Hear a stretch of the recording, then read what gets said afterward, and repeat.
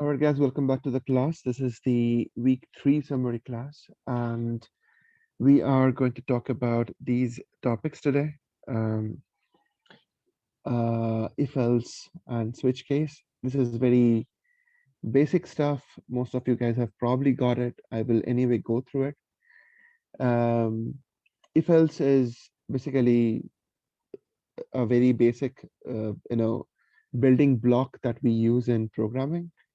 It just says that if a particular condition is satisfied, you want to perform a specific action and the condition is not satisfied, then you want to specify another type of action.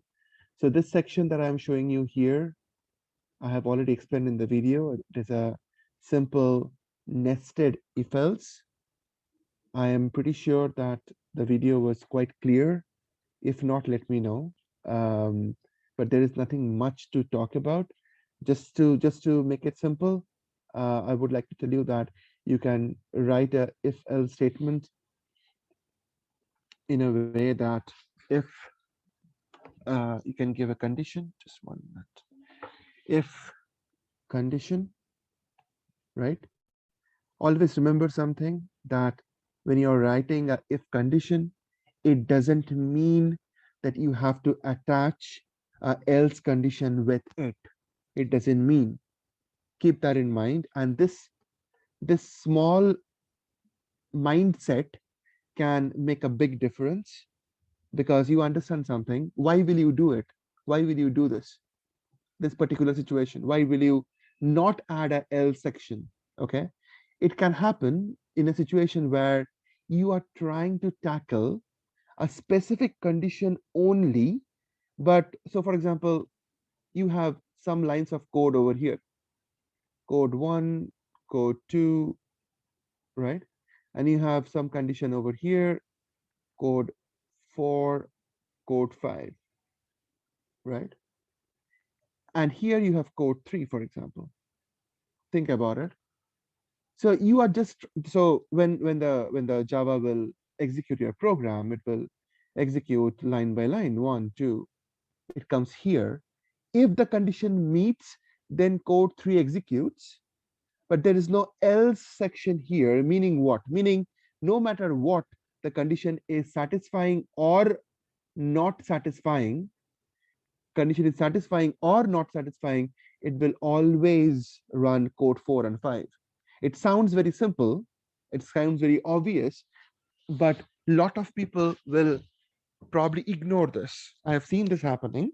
They will ignore this, they will not use this, and they will try to think that if I am adding a if condition, I have to add a else along with it, which is not true, right? So you can just have a if condition on its own, but you cannot have a else condition on its own.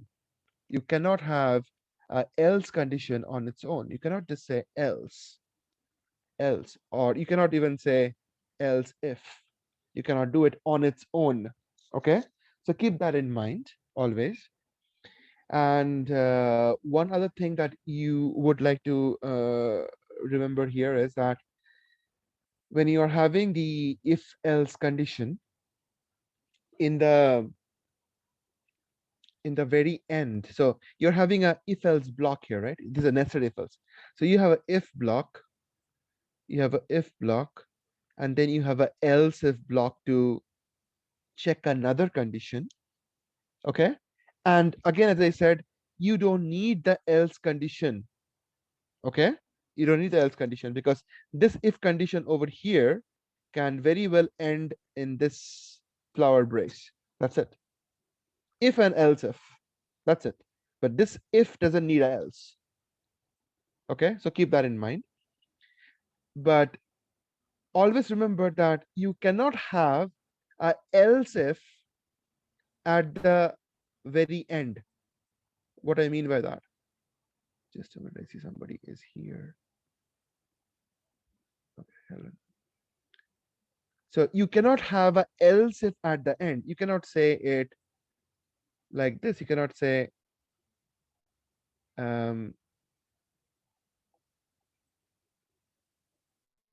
if a greater than b, you want to do something, and then you say else, you want to do something else, and then you say else if.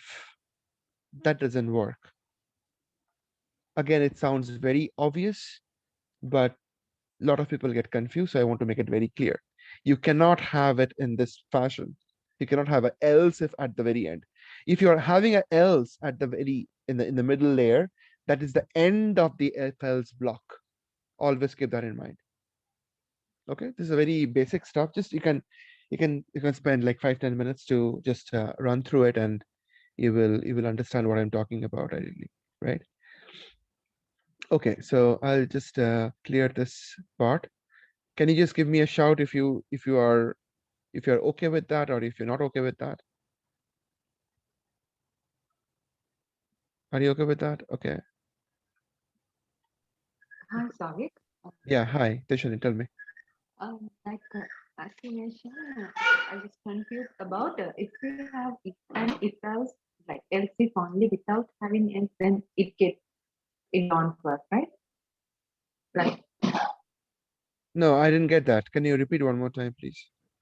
uh, have the if and then else if, but without having the else part, and just Yeah. Yeah, you can have it like this, right? You can have if condition A greater than B, and then A greater than B, and then you can say else if, and then you can say C greater than D, and then you can just finish it over here. It doesn't, you don't need to have a else again in this section. You understand? If yeah. else if, that's it. You don't need to have a else here. There is no hard and fast rule for that.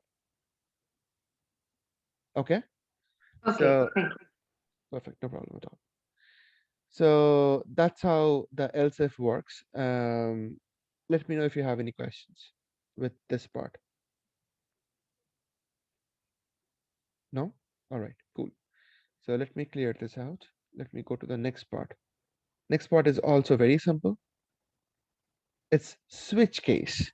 But there's a reason why people will use switch case and people will not use else if. There's a reason.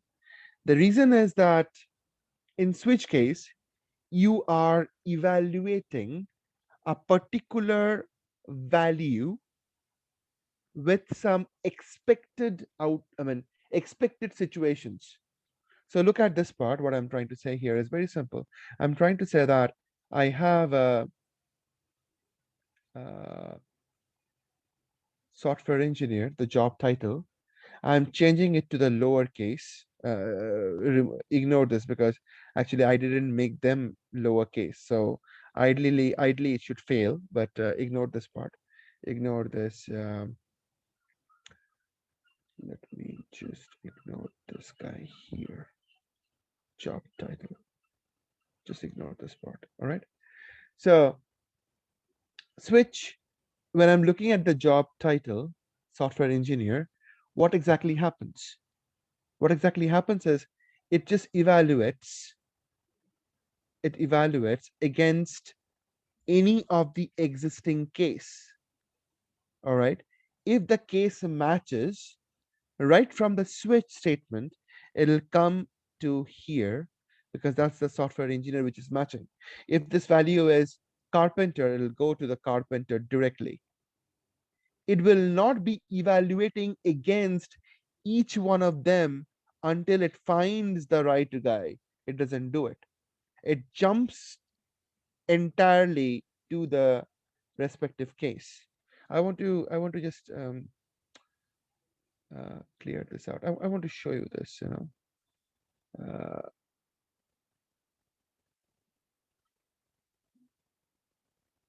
okay, I cannot copy from here. That's fine. Let me open my Eclipse. Forgot to open that.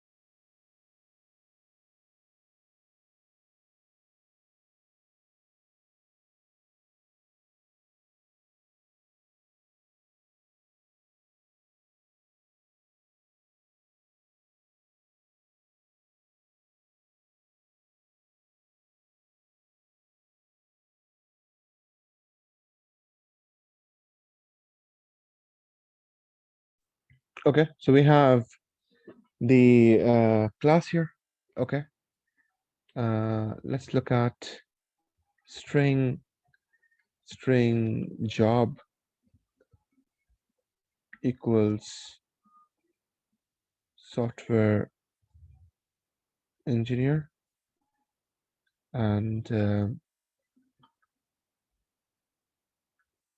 if I do a if else, then you just go job dot equals. By the way, it is a string, so we will not be using double equal to. We will not be saying job double equals software engineer. We will not say that. We will say double equals when we are dealing with a number. When we are dealing with a string, we will not go with double equals. Rather, we will go with a method called dot equals. Okay, dot equals method. And there's a reason why we are doing this, and I will talk to you about that in some time. Job equals, and then if I say else if job equals carpenter,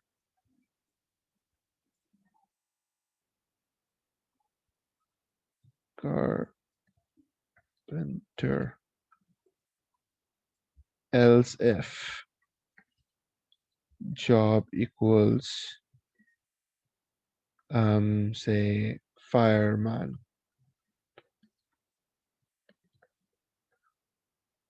Okay, whatever it is, and I want to print out something. This out software engineer carpenter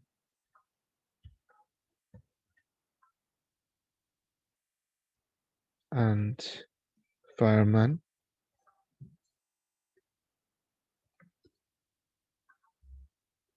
I am.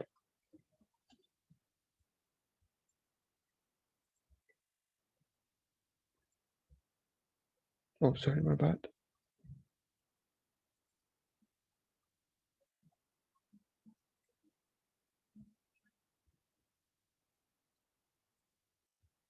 Okay, let's try and see something. We will put a breakpoint right here and debug as Java application.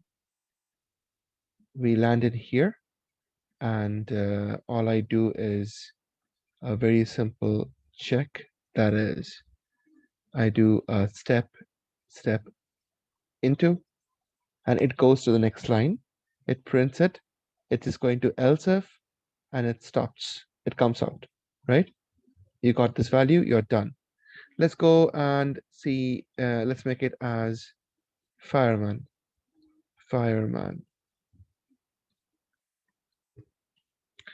Let's see what it does with that.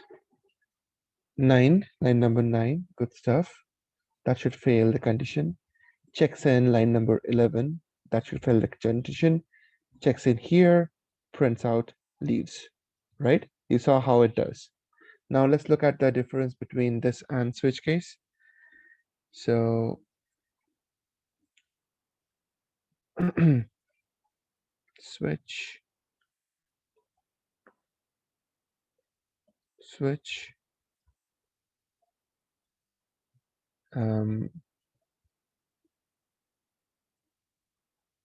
so job, just the job, and then we are doing a case validation against different guys, right?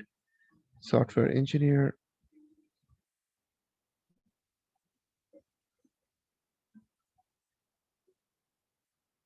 okay. I'll do a colon here, and then that's it. Similarly, I can add multiple cases, right? And then it is giving me error because all the values are same, so it is not happy with that. And fireman. Okay. Now let me just say sysout this guy, sys out this guy, and sys out this guy, right? Let me, the first guy is fireman, all right? So let me put it as fireman and say, put a breakpoint line number 17, test conditions. So I'll take this out. We know how it works. So I'll remove this breakpoint and let it run until it hits line number 17. So just from here, lands into fireman directly, prints out, done. Okay. Now let's say, make it as software engineer. Software engineer. Let's see how that works. Terminate. Debug. So we are here now. And you can see that I'll go down to software engineer. It lands in perfectly fine. It prints out carpenter and fireman as well. Why? Because I have missed out a statement called break.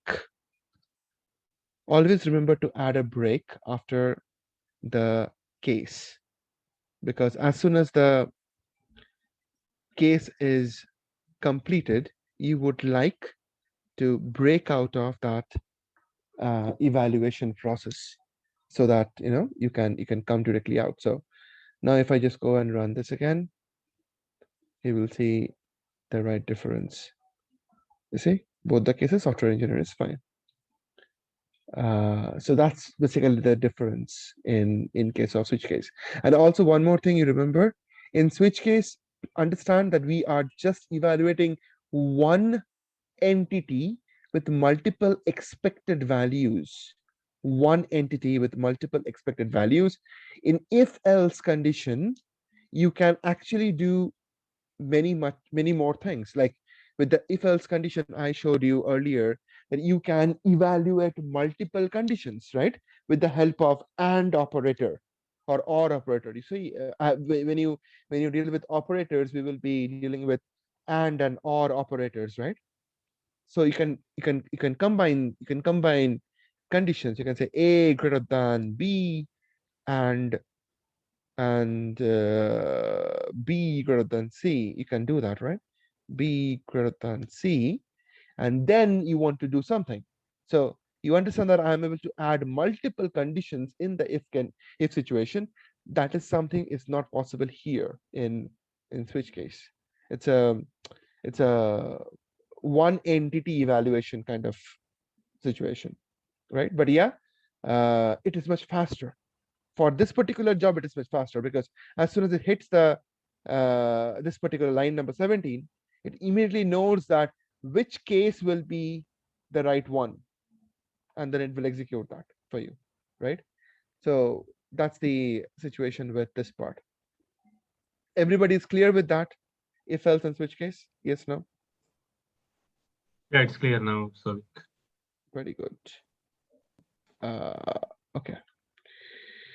So now that we understand this part, let me look at the next part. All right, access specifier, a next very important topic to understand. Access specifier, why do I care? So in Java, you can go ahead and you can give public access or the maximum access level to any variable, any method, right? And everything will be accessible by everyone within the project or outside of the project. Meaning that you are keeping your code not secured. You are trying to, you should be implementing your code in a way that you can control that who can access what, who will be allowed to access which particular value. Okay, so it is highly essential for you to understand that how the access specifier or access modifiers work in Java, and use them accordingly. Don't worry, I will help you. I will let you know. I will show you what access to be given to which entity, so that you understand the difference, and you will also understand why do you even want to do something like that, why you want to have a private element, why you want to have a protected element. All right, we will go over that. So access specifier, there are 4 different type of accesses that we are concerned about. Private access, meaning no one else other than the class members can access them. For example, if I am taking up an example from our last class, so in the last class we were dealing with cars and car wash and all that stuff, right? And I remember adding everything over here as public. So I copy this guy, I paste it here in the car class. And as a part of this, let me actually close it all. Okay, as a part of this, I'm going to make these guys as private. Private.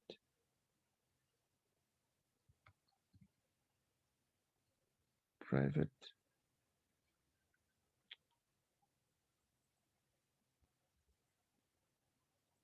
Okay, I made them as private. Now, when I made them as private, I have the print car info method is having no problem whatsoever.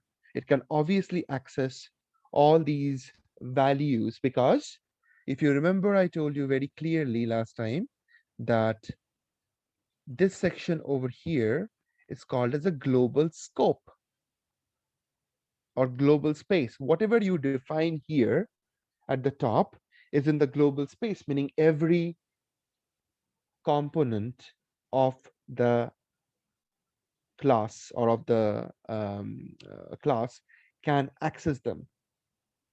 Okay, every member of the class can access them. So these are in the global space. Now the challenge is this. If you remember me talking about car class last week, I made them as public. And if you remember my perform car wash, I believe. Yeah. What did I do? I did this, right? I said car Mercedes new car. And I said that Mercedes.brand, Mercedes.model. I use this dot operator to access the variable, because these variables were public.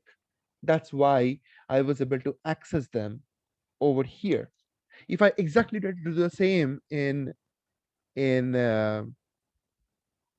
this week class, so test cars, main method, and if I just say whatever was there in the perform car, I'll just copy this piece and just paste it here in the test cars.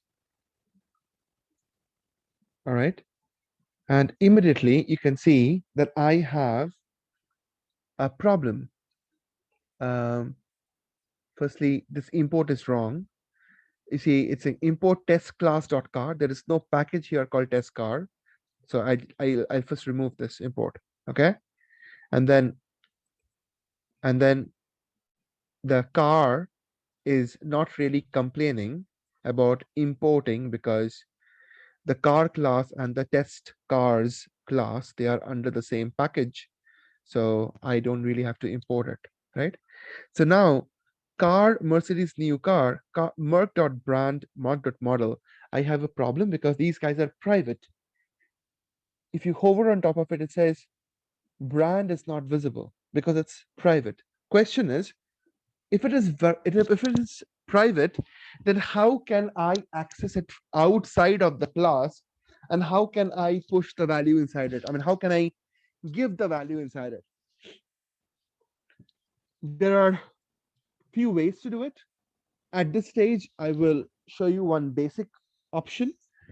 It's called getters and setters. If you have private variables in the class, you can use something called as getters and setters. This method will not work. All right. This method will not work. We can use something called as getters and setters, meaning nothing complicated. It's very simple thing. Just a minute, I'll show you. What is getters and setters? Idea is very simple. Idea is to create a method to set some value for it. Create a method to set some value for it. Okay. How will I do it? I just select it all, go to source, go to generate getters and setters. You will see some code coming. Don't get confused. Some auto-generated code will be coming here. Don't get confused. I'll explain that. So generate. I generated that. It just created few stuff here. I'll just go over it one by one. Let's go to the first method. What does it say? It says get engine number. A method got created called get engine number. And this method is doing nothing but it's just simply returning back the value whichever you are keeping inside this variable engine number. For me, do I need this method to be here? I don't. Why? Because I already have a method called print car info, which is anyway giving me the engine number and everything. I mean, from this class perspective, if I say print car info, I'm actually getting all the information to be displayed. So I don't really need to bother about get engine number. This method is there, just not this method, but you can see get brand and you can see get model and you can see get engine. Every one of these methods are there just to return back the updated value for a particular variable. That's all it's doing. Nothing fancy. That's all it's doing. So I don't need them. Okay, I remove them. I'm showing you all these options so that you don't go like, when you look at this kind of stuff in your actual project work, I don't want you to get confused and get lost. So I'm showing you everything that is needed. All right, so now I removed all the get guys. All I have is set guys. What is set? Again, it is nothing fancy. It is a public variable. Okay, so understand this clearly. Exposing your data members is very bad choice. It's not the right design. You don't want to expose your data members. Why you won't do that? Because otherwise anyone can access it. Okay, anyone can access it and they can manipulate the data. You don't want to do it. You want to keep them private so that only limited resources can be accessing the values. However, you can argue and tell me, okay, Savik, you are putting them private, I understand, but anyway, these guys are public in set engine number. So if somebody wants to really manipulate the data in engine number, they can just simply call the method engine number and can make the changes. Yes, they can, which is why we will be talking about constructors.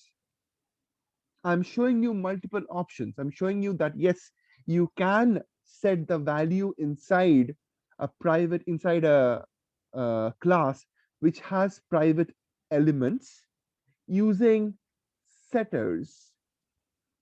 Setters are methods which will simply set the value inside the variable, meaning you will just say mark, let me just say mark dot set engine, set brand, set engine, set model. Just say set brand and you say mark, right? You can do that. No problem at all, right? But again, it is not the right approach. I'm showing you options. The right approach is to go with constructors, and we will talk about that today. All right. So you understand the private variable now. Good stuff. Next part is default variable. Okay, default and protected is somewhat related. Okay, and we will talk about that. What is a default variable? By the way, are you guys clear with the private variable? Yes, no?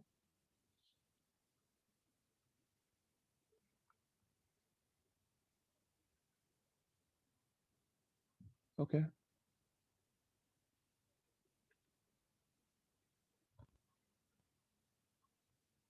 good. Now that you understand this part, let's look at the section. I'll remove this public variable part completely. Okay, I removed that because here I'm talking about default. What is default? If you are not specifying, any access modifier, 1, 2, 3, 4. If you're not specifying any access modifier, that's where it is confirmed to be a default access. Apparently, you don't see any difference, meaning if I go back here and if I even enable this, I am able to access them. Apparently, it is looking like a public variable, right? Apparently, it is looking like a public variable because you can see from the other class, test cars, I am able to access them. In private situation, I was not able to access them at all. But then default variable is different. How? If I have a package, if I have another package, say test Java 2, right? Finish. And now if I move the car class to test Java 2 package, what did I do? I simply moved my car class from test Java to test Java 2. When I did that, right, I'm immediately getting errors. Where? Right here. Saying what? Saying car brand is not visible. Meaning what? Meaning if your components or if your members in the class is having default access, then those components cannot be accessed by another class residing in a different package. It can be accessed by the class residing in the same package only. You clearly saw that. If I take this car back to the first package, again, the errors will be gone, clearly proving that default access elements. So you see, car is the class that is having default members, and test cars is the class which is accessing the default members. Now these two guys are inside the same package. These two guys are, wait a minute. These two guys are in the same package, which is why I am able to work it out without a problem. As soon as I change the package, it will break. That is what you have to remember. Is this understandable? Yes, no?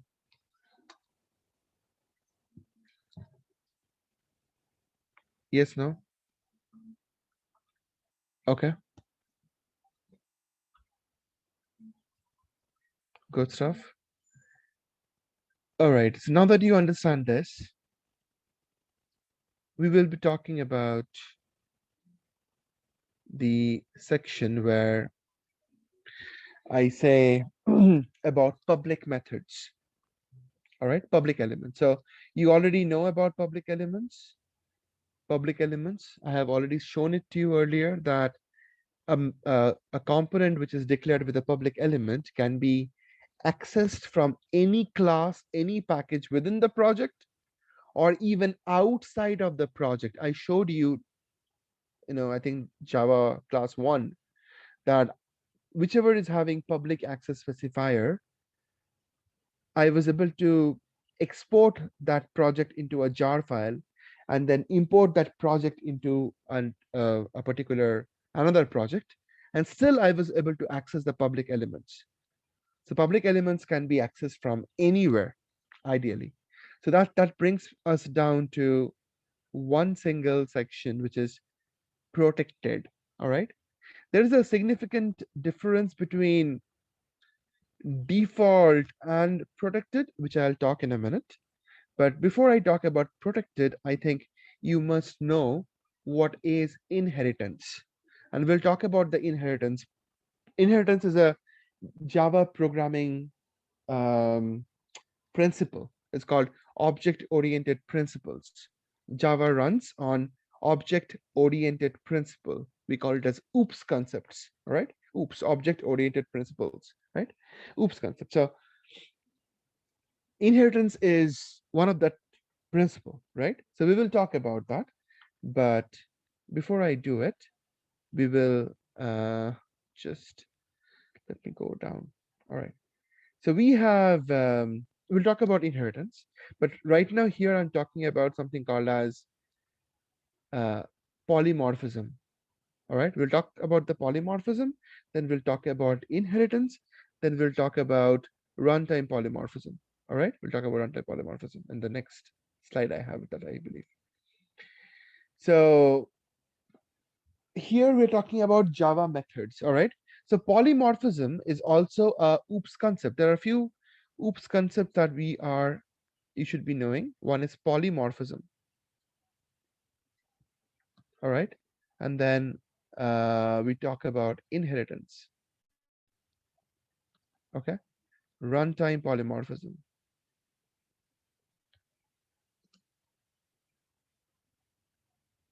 Polymorphism.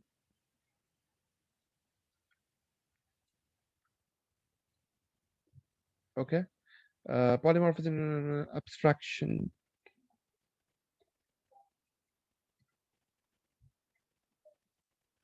Okay, encapsulation. Encapsulation. These are the object-oriented principles that you should be aware of. When I'm saying aware of, just not aware of, I want you to use it. You need to know how to use it in your daily practice. You need to know why you want to deal with polymorphism. When you want to deal with polymorphism, you need to know that. You need to know when to deal with inheritance, runtime polymorphism, all of those stuff. Okay. So what I'm talking about here is the polymorphism. What does it say? It says you cannot keep two methods or multiple methods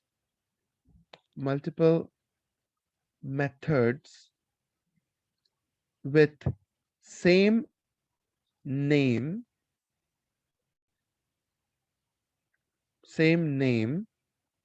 in a class until you follow polymorphism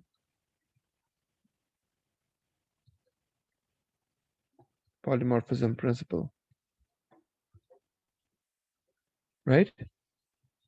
You cannot keep multiple methods with the same name in a class until you follow polymorphism principle. Simple as that. What does it mean? It means that I can go, just give me 1 second. My system is heating up. I have to close some process. Hold on.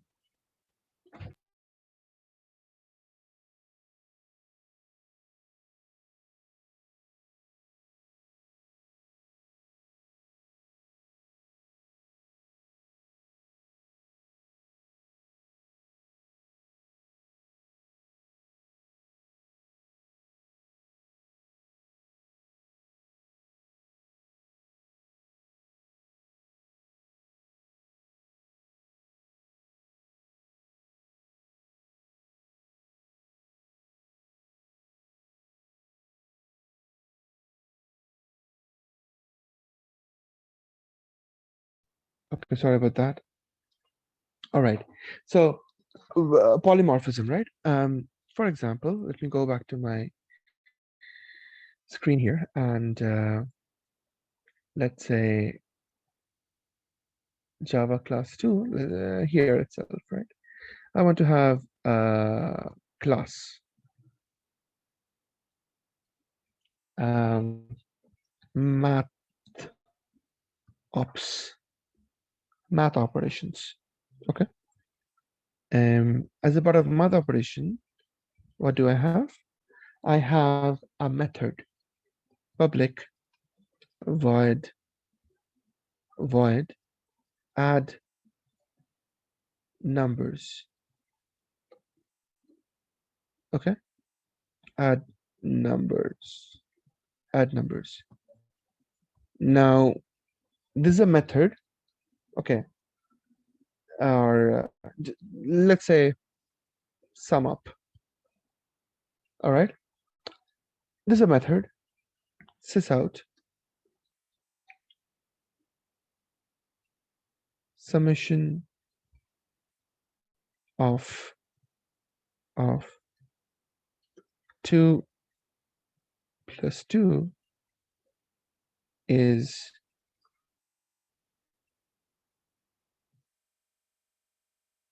4. Simple. Or I can actually do a sum and say 2 plus 2. 2 plus 2, and that will give me a 4. That's a method. If you call this method, you know you will always get the result as 4, no matter what. Next, public void sum up another method. I can keep another method. I can keep another name. I can give another name to the method saying add up. I can do that. But from programming perspective, you want to make it easier for your users. So think about it. If you are developing this class, your user who will be using this class, they will have to probably remember only one method name, and they can use that same method for different activities. Like if they call a method sum up and don't pass on any parameter, they know they will always get the result as 4 printed.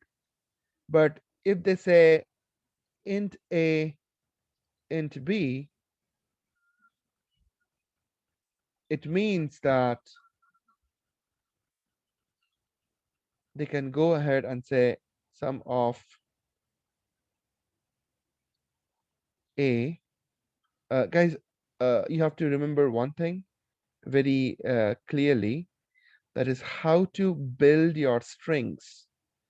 You see, how am I building my string? I'll just show you what I mean by that exactly. Okay. And then here a plus b. Understand this. What am I doing? I'm taking two parameters and I'm saying that summation of a plus b is a plus b.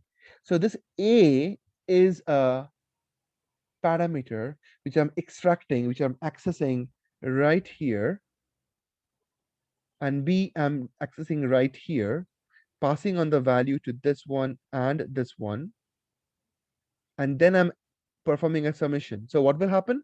This will build a string for me where I will be getting the value, whatever value you're passing on to it, it will show it to you in the string, right? So this is nothing but basically a good way of reporting, right? You're putting it under a variable, meaning that when you see the output, it is a sensible output. It makes some sense, right? So always try to build your string like this. It's very important. It's called concatenation. It's nothing rocket science, right? This whole section over here is a string. I'm adding a plus, okay, giving the number, giving the variable, again adding a plus. This plus is nothing but a concatenation operator, building a string which will just say plus over here, and then again I'm giving b, and then I'm saying is this. When it runs, it will see that it gives you a good looking report. So always remember to add variables within the string so that you can write a pretty feedback, good feedback. This is another method. Now you can see something, that this method that I have just written is allowed in this context. Sum up, and sum up with these two variables is absolutely allowed. What is the difference? The difference is that the first method, it was not having any parameter. In the second time, it is having two parameters, int a and int b, right? So if you call sum up and you pass two parameters, you know that it will give you the result with this kind of format, right? Again, what if you want to add a number with a string? Can you do that? You can. If the string is a valid string, meaning if I say something like this, if I say public void sum up int a string b, you understand? I'm trying to add a string with a number as long as the string is a valid string. I mean, it's a string which is basically a number. Meaning what? Meaning I can do something like this. I'll just go and copy the whole piece. I will not do anything extra. Copy the whole piece. In here, this b is basically a string. I cannot add a string to a number unless I convert that string to a number. How can I do that? I can do something like this. I can say integer dot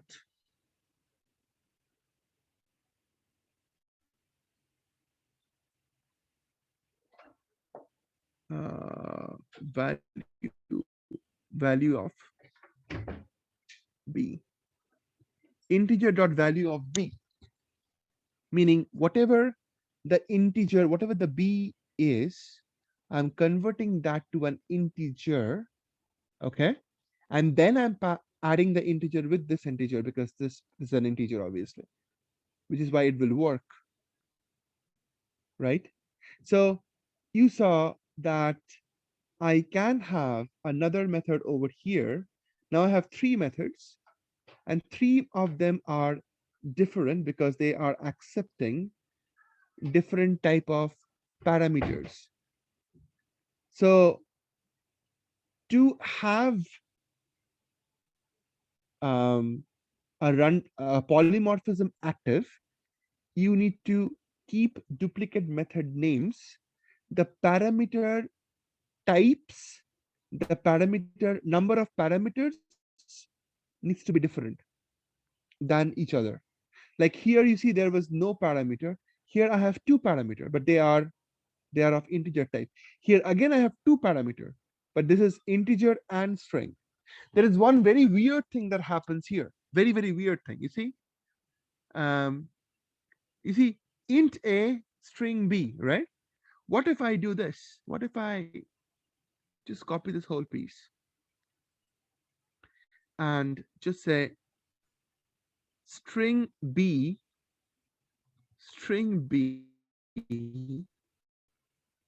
and string and int a are the what this implementation is exactly same as this, but polymorphism is accepting it. It is even accepting in the order in which the parameters are added,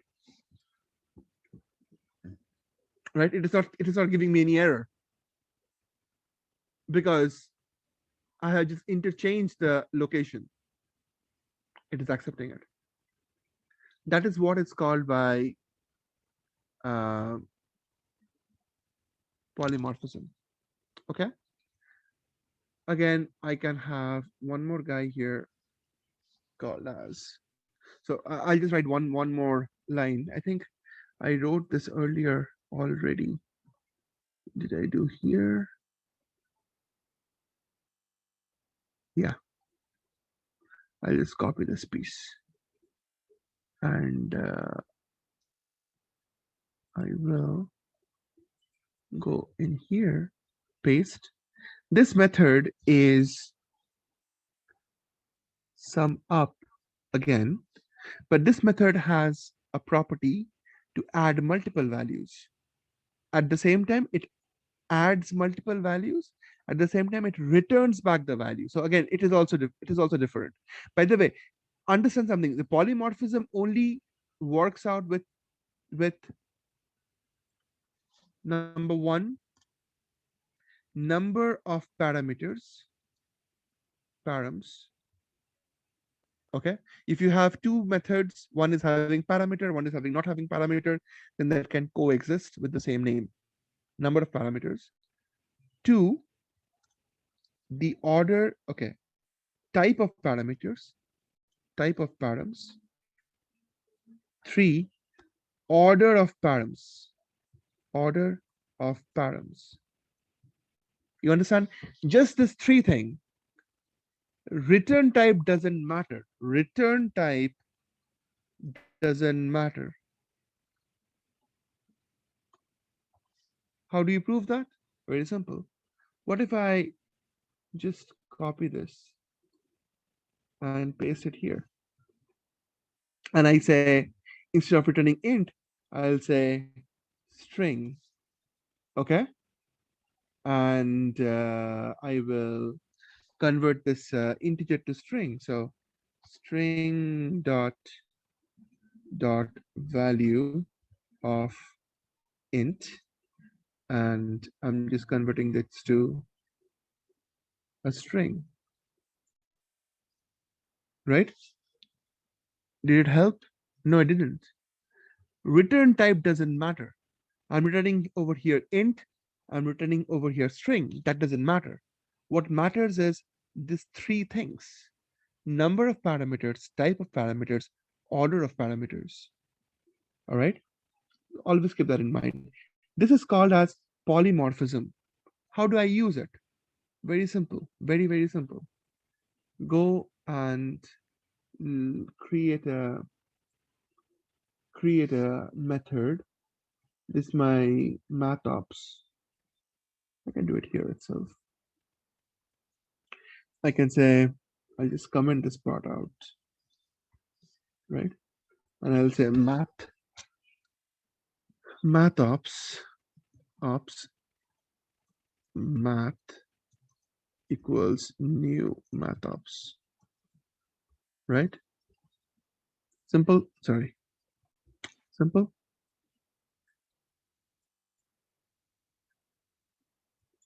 Okay, that's my math ops. I say math dot. You see, this is what your users will see. They will see there are 5 different type of sum ups here. Which is the one that will make sense to me? And how will they know that they are something that can be used? So you can see very well from this small window here, you can see the sum up method. The first one is a void. It doesn't return back anything. The second one returns back int. Third one returns back nothing. Fourth returns back nothing. Fifth returns back nothing. You see, all of them are void except this guy. And it is also showing me what are the types of the parameters. So int dot, meaning that's a var arg.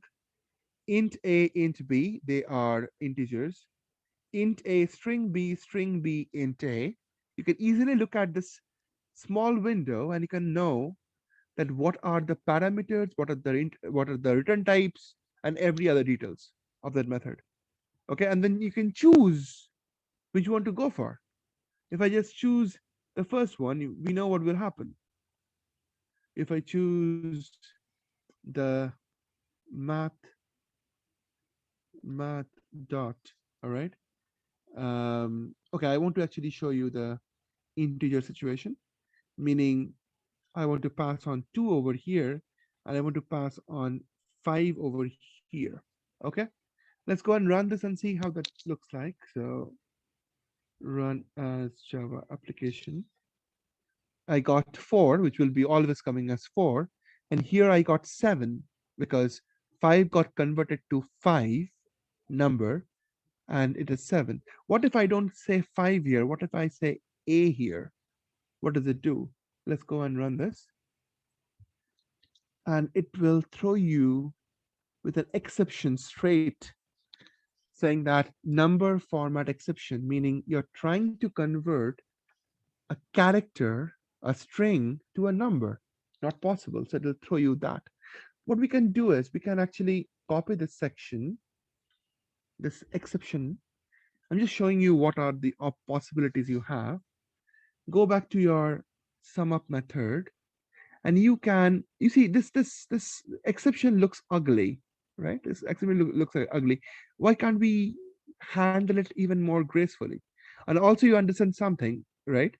For example, you have this method here, right? You have this method here called sum up int dot nums, right? I want to show you something. I want to say that test methods, all right, test conditions, all right.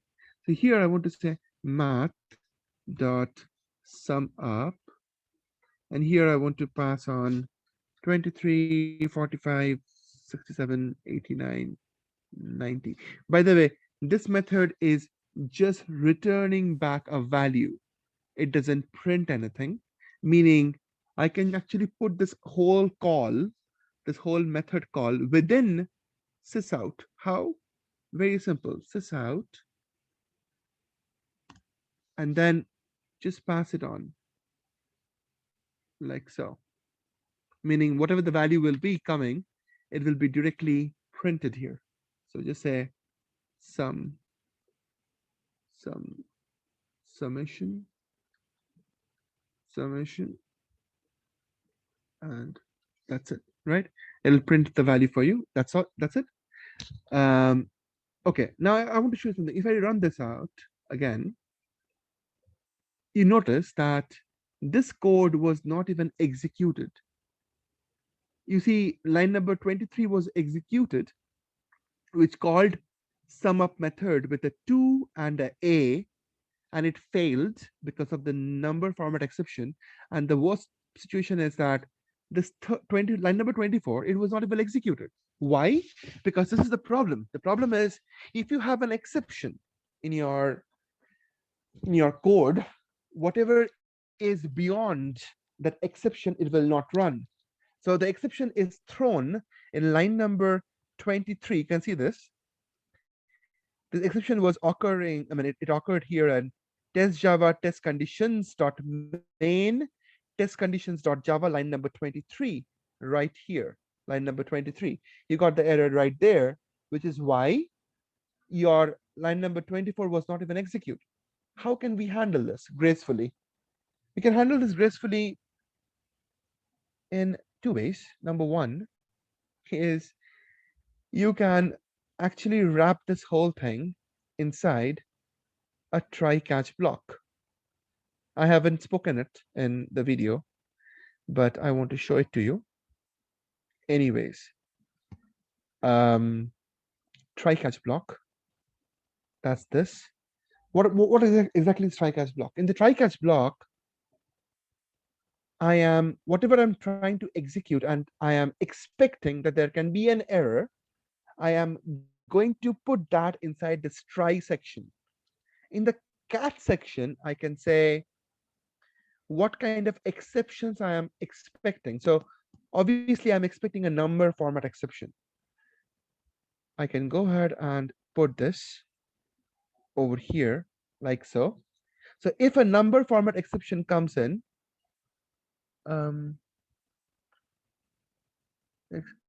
okay, E. If a number format exception comes in under this E variable or N variable, whatever, right? Then in the cat section, I want to gracefully handle it, saying sysout, say error, incorrect or invalid number provided. Okay, and then I can just simply do a plus, and I can show them that what was the number that was provided. So I'll just say B, because I am expecting that this guy can create a problem. Somebody can forget to add a number in string format, and then just add a string, and then this can be displayed to them, right? So I'm just adding this information here, and I think the same information should go in there as well, because I'm actually doing, okay, not here, but here. Same information should go in here as well, because I'm exactly doing the same thing. So you see, now this has happened. Now if I run the same piece again, you see there's a difference. Error, invalid number provided, A is the value which was provided, and summation was executed. So 314 was the result. Okay. So I showed you that how polymorphism works and why do I need it. Is this clear to everyone?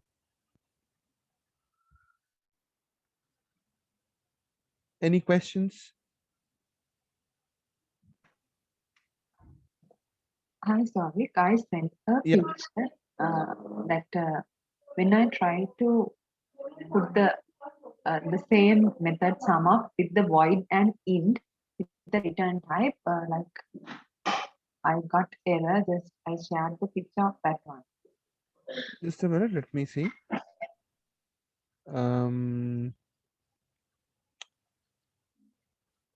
Can you share the same picture in the Slack, please, Shani? In here? Yeah, sure. Just put it here. I can see it immediately then.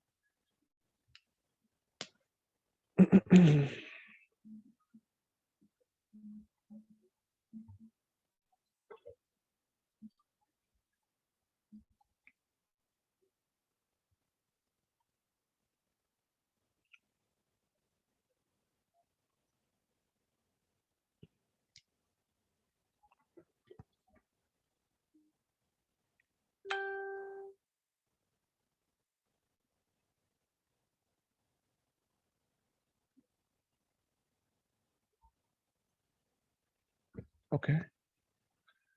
Let's see what you're doing. You're saying, yeah, it's a problem because okay. When you get this kind of error, when you get an error, you will first and foremost hover on top of it to see what's the problem. Why there is a problem over here? As I told you, these two guys are no different. This return type over here doesn't even matter. This return type over here doesn't even matter, because sum up and sum up is having same parameters. It is considered as duplicate guys, which is why you're having a problem. Tishani, can you hover on top of this error, any of the error? Do you see the error now? Do you see the problem now? Do you see what is it? What does it say?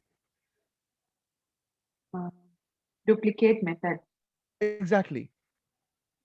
It is saying duplicate method because there is no difference between int a, sum up and this sum up. This return type will never be considered. That's the reason why I showed you this. I said return type doesn't matter. Number of parameters, type of parameters, and order of parameters matters. So in this case, number of parameters is same, type of parameter is also same. So obviously it will matter and it will throw you with a duplicate message. Is that clear to everybody? Yeah, thanks. Good. Guys, any questions for me? Sauvik, I have one question. Go on. Yeah, actually in try catch block, right? You mentioned the catch to hold the exception from the code we wrote, right? So can I provide like a common catch expression, because sometimes we don't know what kind of exception we are getting from the code. Yes. So here I'm saying exception number format exception. Mhm. I'm specifying number format exception, right? I'm Yeah. thinking if a number format exception comes in, then go and add it. But if you want to handle any type of exception that comes in, then Mhm. instead of this number format exception to be specific, you can just say exception. Just say exception, Okay. normal exception, and then when it comes, you can say invalid number provided, and you can actually do this n is here, right? This Mhm. n, you can actually, instead of saying invalid number provided goes hand in hand with number format exception. But you can actually do even better. You can just say plus n dot get localized message or get message, whatever, and then say plus, and you can say give a string here. It's a for variable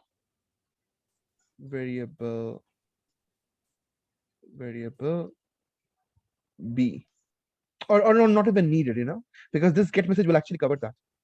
This get message will Okay. actually cover that. So n dot get message error n dot get message. Okay, let's try to run this out.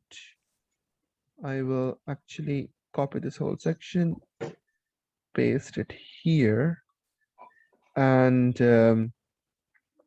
let's go to test methods. Okay, and just say run as Java application. You see error for input string a. Yeah, quite okay. Yeah, quite okay.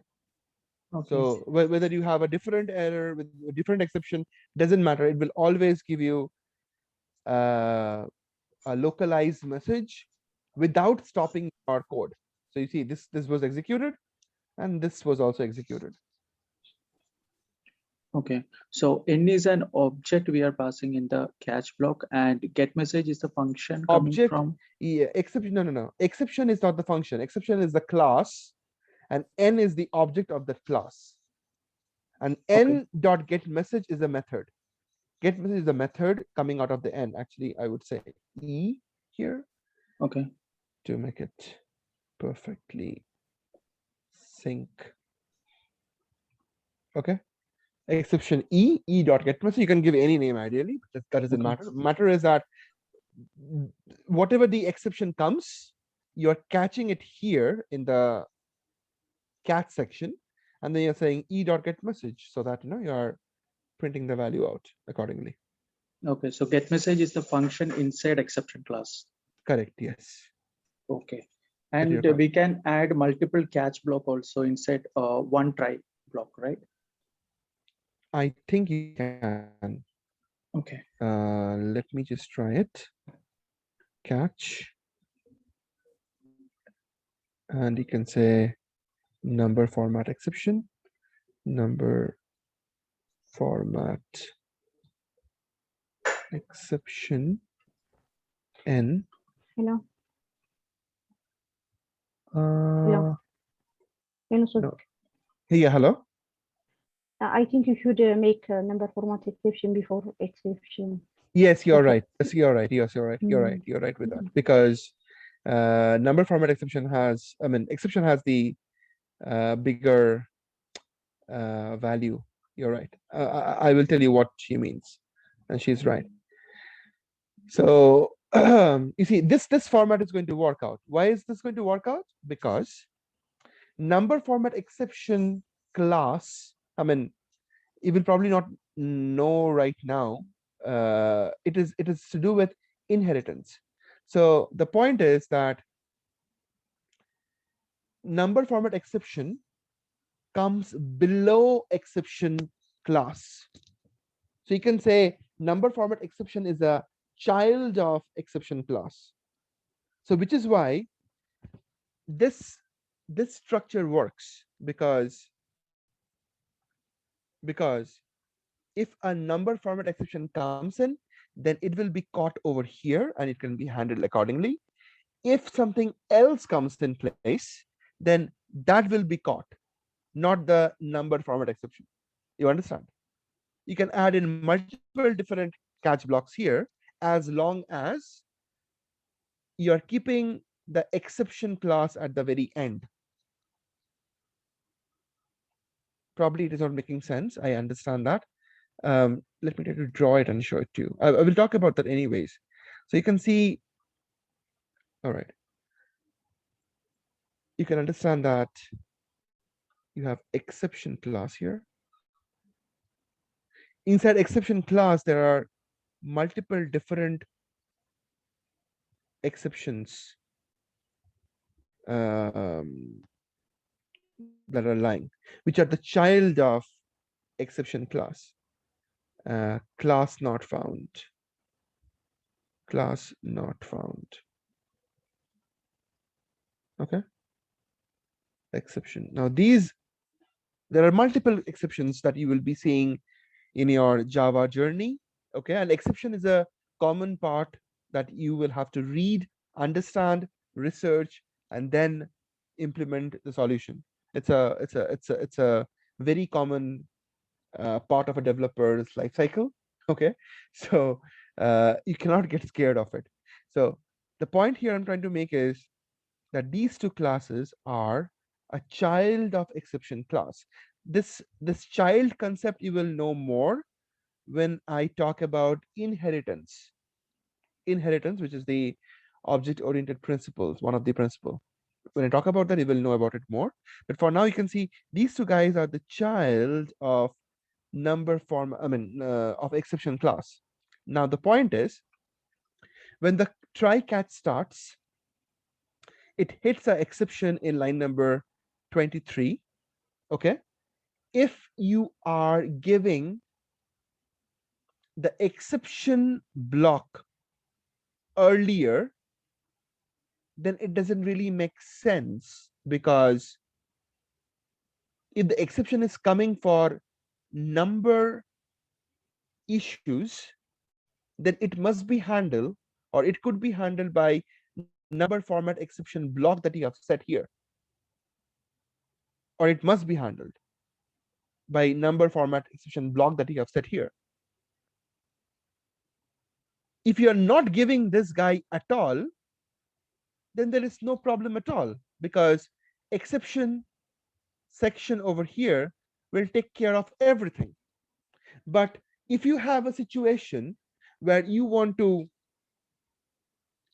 handle the error messages differently for different types of exception, what will you do then? For number format exception, you want to display a different kind of customized error. Okay. For class not found exception, you want to display a different type of error. Right? What will you do then? That is why you have the possibility to add multiple catch sections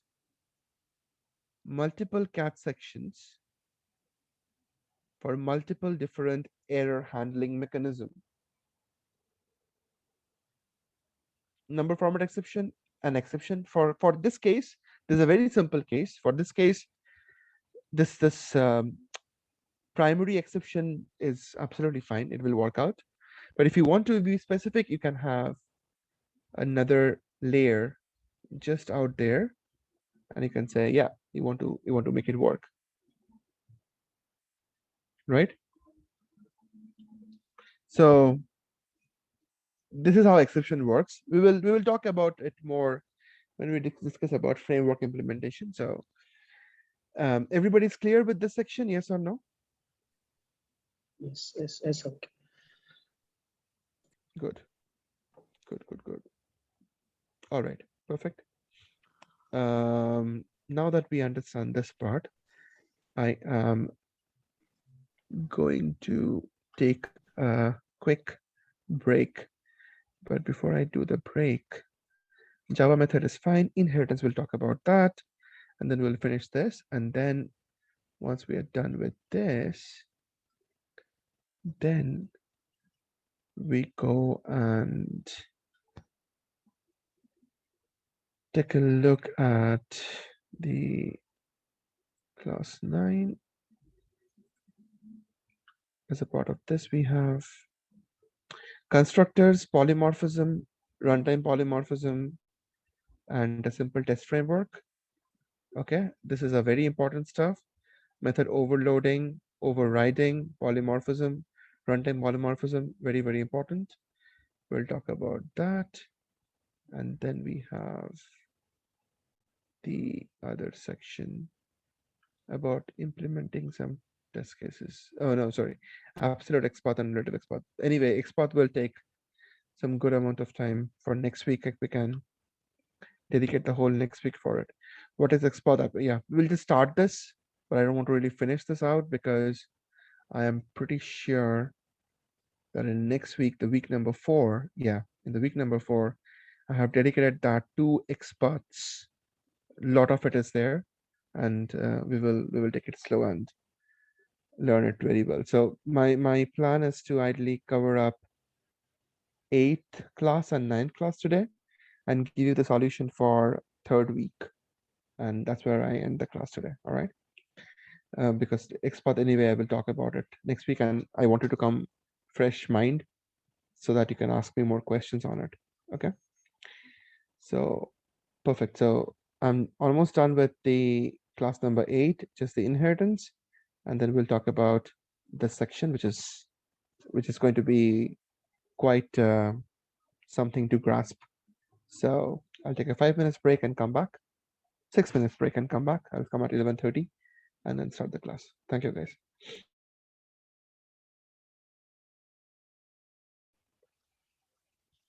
All right, perfect. So now we have understood about polymorphism, a little bit about try-catch blocks. Now we will talk about inheritance. All right, inheritance is a polymorph. Inheritance is a object-oriented principle concept, right? What exactly I'm doing here? It's about just one thing, that is trying to avoid to write duplicate code. All right, and at the same time give additional properties to a subclass, or to a class that that is having relevant requirement. To make it simple for you, for example, let's try to look at the design first and then we will implement it. So let me talk about, all right, we have car class. Good. We have the car class already. So the car class, I have right now kept it as default variables. That's cool. It is having a method called car print info. Good. The car class can have some additional properties. Okay, is public void start car. All right, start car, public void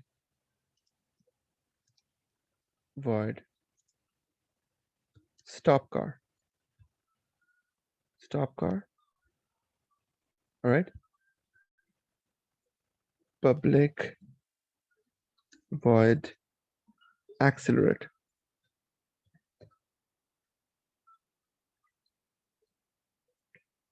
All right, I have these 3 methods here. Good, with some sysouts. Brand car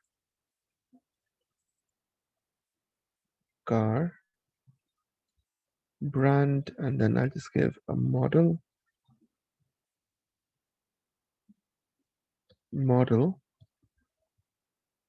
okay, is starting, or just say started started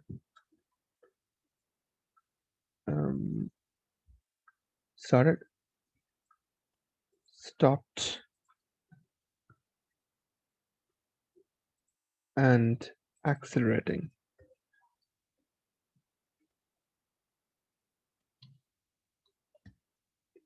I have the simple three methods: start, stop, and accelerate car, which is a part of the start car, which is a part of the car object or car class. Totally fine. Totally fine. Now, what if I am trying to, okay, so as per whatever we have learned so far, I can go to my new class called test cars. And as a part of this,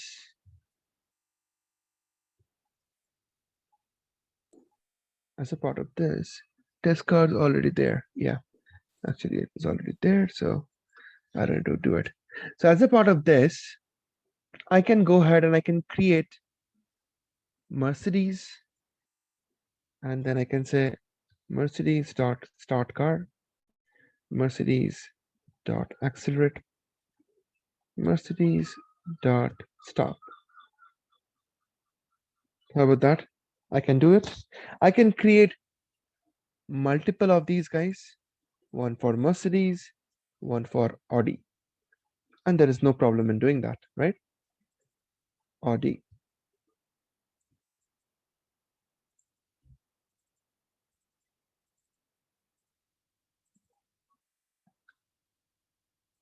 A3, and that's it, right? If I run this, all is perfectly working out, no problem at all. Now, why we actually bother about learning inheritance? Why? Without inheritance, is it not going to be possible?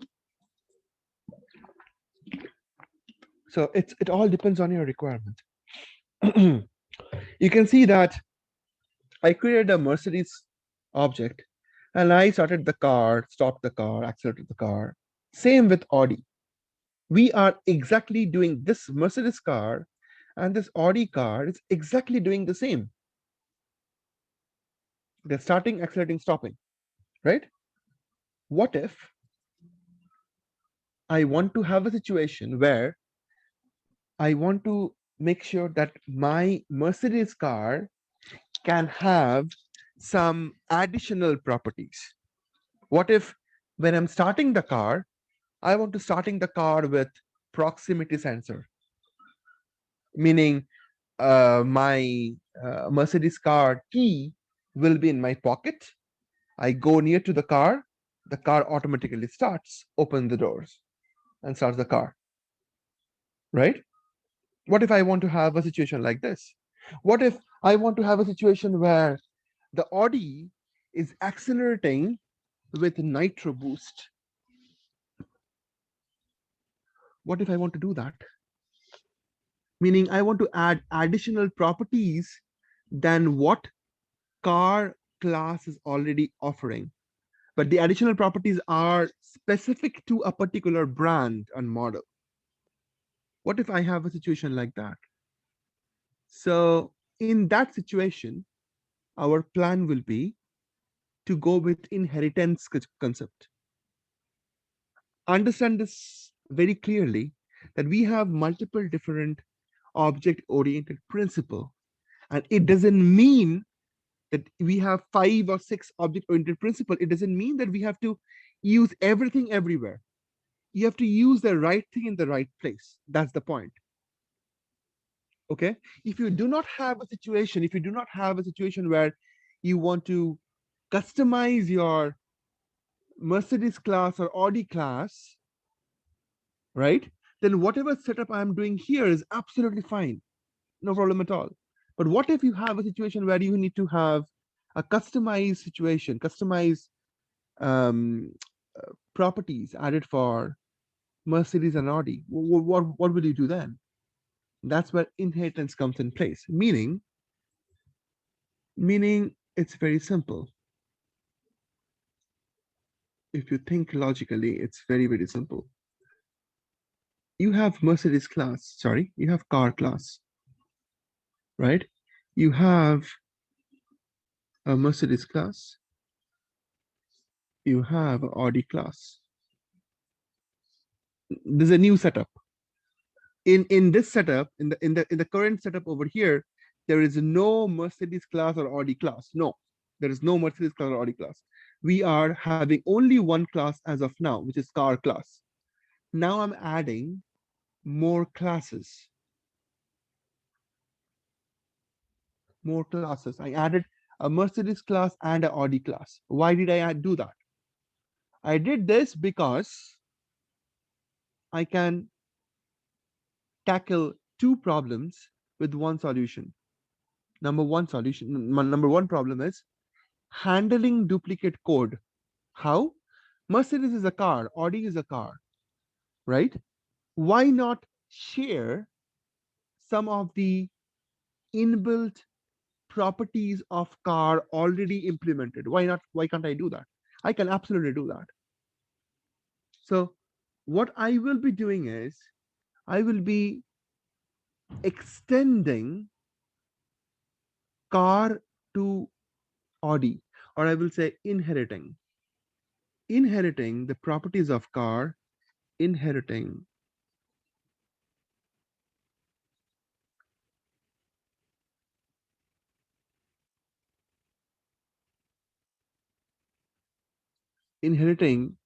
the properties of car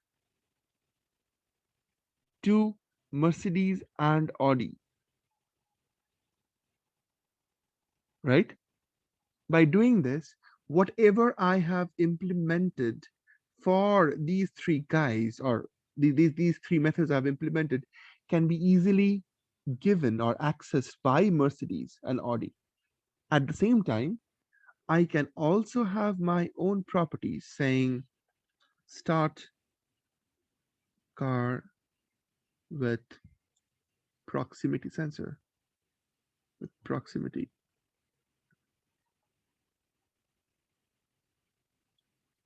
sensor, right? That's one of my method. And here, accelerate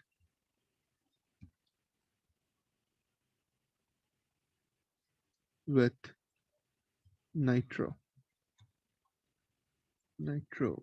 boost, right? I have two different methods which are customized for Audi and Mercedes. How cool that will be. Can we do something like this? Very easily we can do it. Just remove my drawing.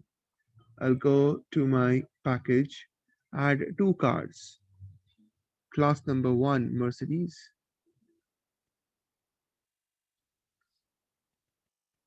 Class number two, Audi. How do I get the property of car class? Very simple. I'm going to make these guys as subclass, meaning I'm going to say Mercedes extends car. At the same time, Audi extends car. This extends keyword is the keyword which will let you inherit the properties of car to Audi. How do I prove that? Very simple. Let's go to the car test cars class. I have all this crap. Let me just comment this out and let's start fresh by saying I'm creating a Mercedes object, new Mercedes. Okay. Mercedes, new Mercedes, perfectly fine. Mercedes dot, all right. I have brand. You see, brand, engine, engine number, model. Because these guys are default, I have no problem to access them. Mercedes.brand is default. Mercedes.model is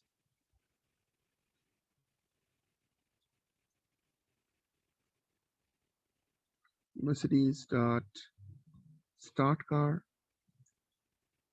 Mercedes dot accelerate, Mercedes dot stop. All right, so let's go over it again. Mercedes class at this stage, it has nothing other than extending to car.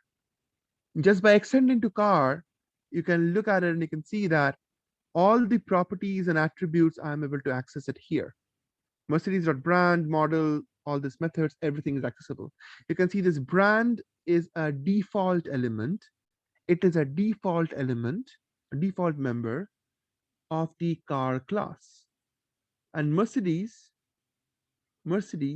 being uh, subclass is able to access the default member of the car class, no problem at all. All right, so let me first tackle the first problem about access specifier called as protected.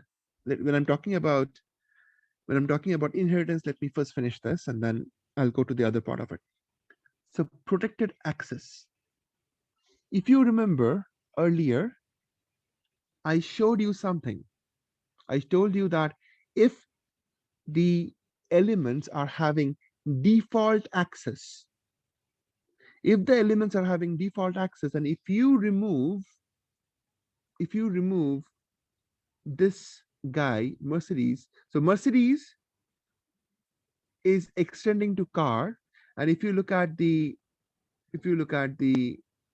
test car section, so Mercedes.brand, Mercedes.model, right?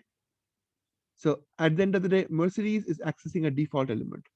And I told you that as long as all of these classes, or the car class and Mercedes class and the test car class, they are all in the same package, there is no problem. But if I remove Mercedes to test Java 2, immediately I have a problem. I told you why. Because Mercedes class is now in test Java 2 package. And with that situation, you're trying to access a default element, which is the element residing under car variable, car class, and the car class is under a different package. So basically what is happening is that this section of the object and this section of the property, they are in two different packages, which is why I am getting the error saying is not visible, brand is not visible. That was the problem with default elements. Okay, I wanted to show you the difference between a default element and a protected element. Now I will not do any change, okay, other than just one thing. I will actually add two things here. Mercedes dot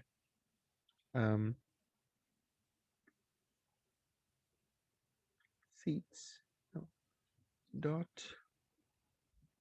sorry, I can't even see them now. I can't even see them now, right? Wait a minute. I will go to cars. I have engine and engine number and engine, right? So I'll just go in here. I'll say engine number is some number, and I'll say Mercedes dot engine. I'll give the engine size as 2.2, right? 2.2. Now you can see so we are tackling the default and protected access modifier differences right here. So you can see that I'm getting the problem and I'm not able to access any of it, right? Because I told you just a minute back that Mercedes object is from a class that is residing in a different package, and Mercedes and brand is a part of class car, which is in a different package, which is why I have a problem. Now I will not do anything other than just simply going back to my car class, and then right now I will make the brand and model as protected. See, that's all I'm doing. Protected. All right. Protected.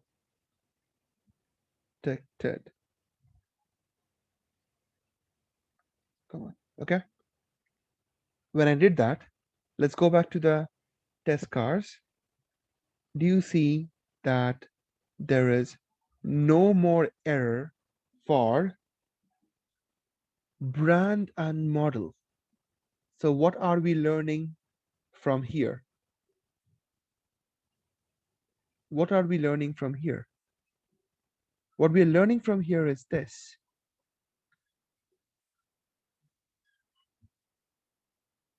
When Mercedes is a child of car class, and there are some variables, maybe brand, which is a protected guy and not a default guy, and I'll just give I'll also say default model, right? If this is the situation, if the brand is protected and default and model is default, if that is the situation, then Mercedes and Mercedes class is in a different package. So this is package 1, this is package 2, this is package 2, and this is also package 2, right? It's possible, right? The subclasses are in a different package, the primary class is in a different class package. It's possible, right? So now in this situation, what will happen is the guy which is the property which is with protected access modifier will have no problem to be accessed by Mercedes class, even though it is in a different package.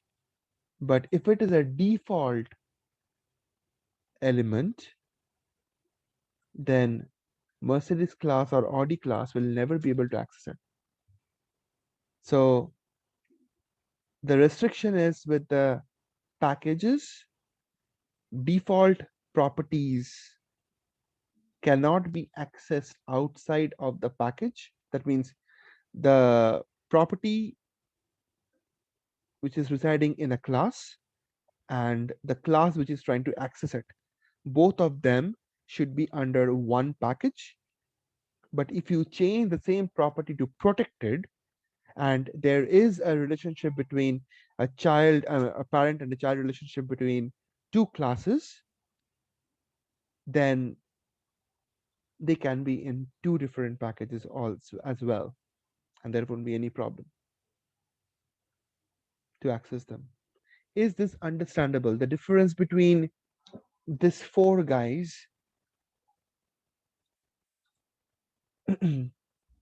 just a minute. Okay, so the difference between these four guys is very important. Private,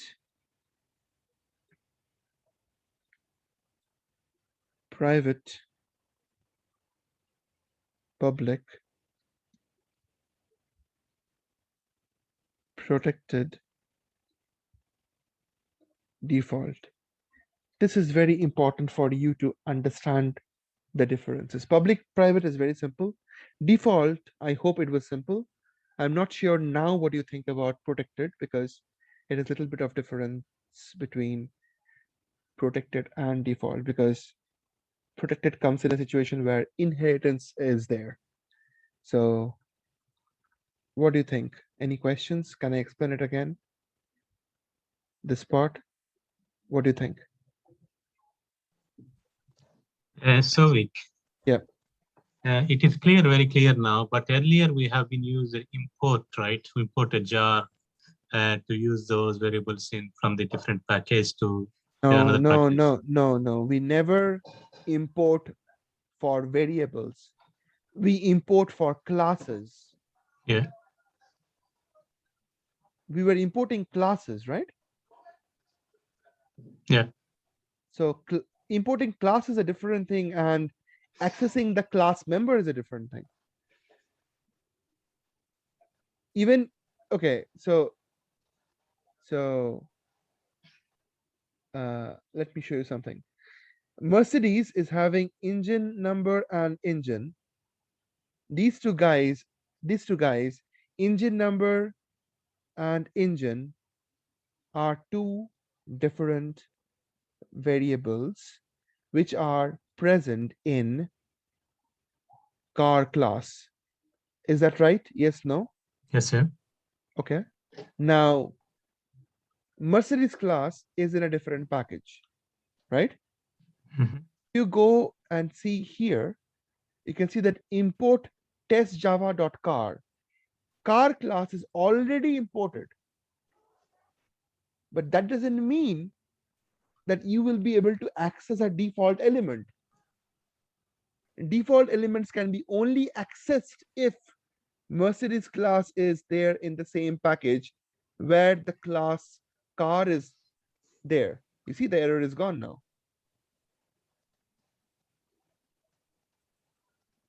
You see the error is gone now, right?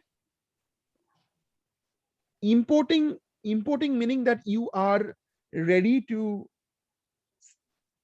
call its methods, but again there is one level down, that is the access modifier is also coming into place, which will restrict or or allow you to access or to call that method or to access that variable. Make sense? Sure. Yeah. Is that clear to everyone?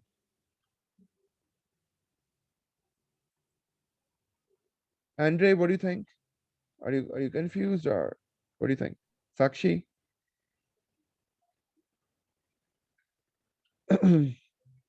Andre? Sorry, I'm not hearing you, man. Can you hear me now? Yeah, I can hear you now. Yeah. Yep, it's all good. I'm just I was I was looking on the internet regarding the like the inheritance when you extend a class and then you have implement and import. I think that's a bit confusing, but I don't know, probably we'll talk No, about it later. no. This is the reason why I don't want you to go to internet. You see, you're Okay. mixing up extends with implements. Implements is to do with interface. Interface is a complete different stuff, right? And Yep. and I don't want you to go there because we are talk about interface later on. Okay. Now we are Okay. dealing with simple inheritance that can be tackled with just extends keyword, the way I did it here, the way I did it in my Mercedes class. Extends car. This is inheritance, right? Yep. And when I'm doing an inheritance will let you work with one-to-one, meaning Mercedes class is extending to car class. All right. You cannot say Mercedes class is extending to car class and also Audi class. You cannot do that. Yep. So implementing whatever you have seen in the internet will work out with interface, which I'll talk about later on. But whatever I'm showing you right now, this part should be crystal clear, right? Is this fine with everyone? Yep. Fine with me. Perfect. All right. Good stuff. Okay. So now that we understand this part, let me clear up my drawing. So you understand the access modifier. Good stuff. Let me clear the drawing first. Okay. What am I saying? I'm saying that I have Mercedes, and I can keep the Mercedes over here as well, or I can keep it in the same package. no matter what. If they are protected, if the attributes are protected, then I can access it from anywhere. So Mercedes class right now, if you look at my test cars, Mercedes class is not doing anything extra. It's just simply calling the methods which are implemented as a part of car class. What if I want to give something extra to the Mercedes class? I can, no problem at all. Let me go to Mercedes class and then just say public void start car with proximity sensor. Simple. Sys out and just say starting Mercedes.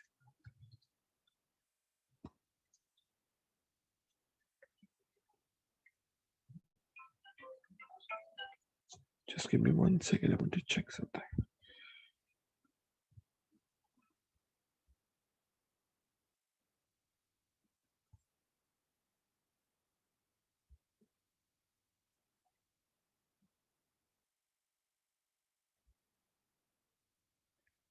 Okay, sorry. So Mercedes, all right, starting Mercedes with proximity. Proximity sensor. Good. Let me just check out.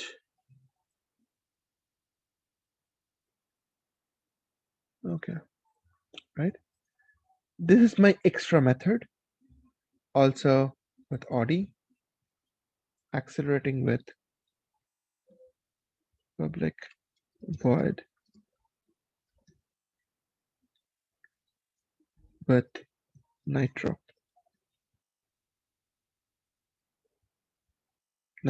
Okay. And as a part of this, sys out, accelerating Audi with nitro boost. Okay, simple stuff. I have given some extra features to my cars. At the same time, I'm tackling my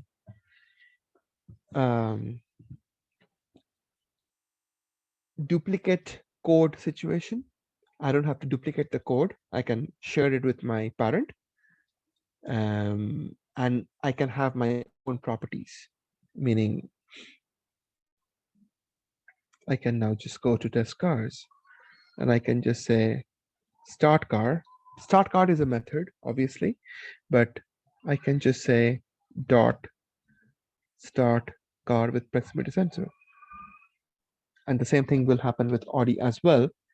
So that is what inheritance means. You have a parent class, and then you are creating a child class to give some extra features. And at the same time, you're accessing the parent class properties. So now that you understand this diagram will make it even more clear. Meaning,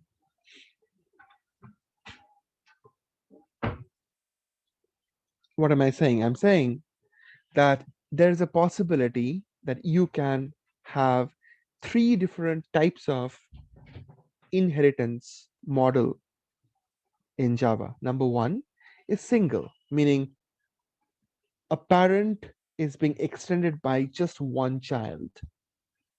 That's it, no problem at all. Then you have multi-level inheritance, where you are extending from your grandfather or great grandfather. You see, class C extending to class B extending to class A, or even further up, right? That is also possible at the same level. And then the hierarchical model, the one that we just implemented, because we have one car class, and Mercedes class and Audi class is extending 2 car class at the same time. So this is hierarchical model, which just we implemented to prove my point. This guy right here. But the one I was just showing you a minute back. It's not possible. I cannot say class C is extending to class A and class B at the same time. It's not possible. Because this part is not possible, obviously the hybrid model is also not possible. So this section you have to always remember, it is not possible with whatever I have shown you so far, that is with simple extends keyword. All right. At this stage, guys, we are trying to handle or understand different concepts provided by Java. When we get to a level for framework development, you will see how I am putting all these concepts and principles together and build an end-to-end framework for us. Okay, so let's just try to do one thing.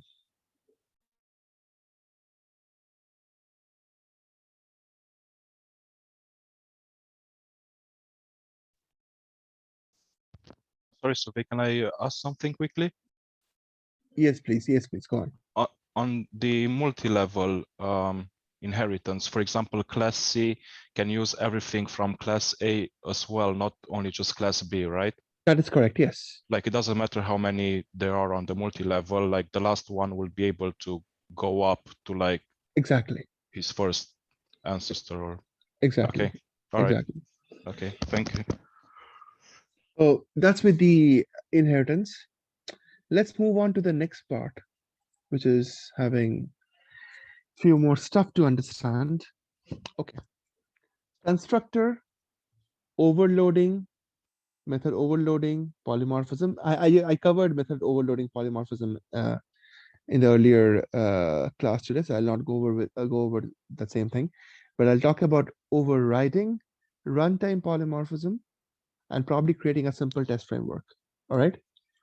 So what are constructors? Guys, this constructor is something that a lot of people gets confused with. If you follow my lead, it is very simple stuff. So let me explain. So actually, I close this guy. All right. So what are our constructors, right? As the name suggests, class constructor lets us construct a class with some initial state. All right. It is called when an instance of a class is created. At the time of calling constructor, memory for the object is allocated in the memory. There are some rules to create a constructor. Class constructor should have the same name as that of the class name, and it will not have a return type. Okay, let's try to understand this step by step. I'll take you to my Eclipse. Okay, now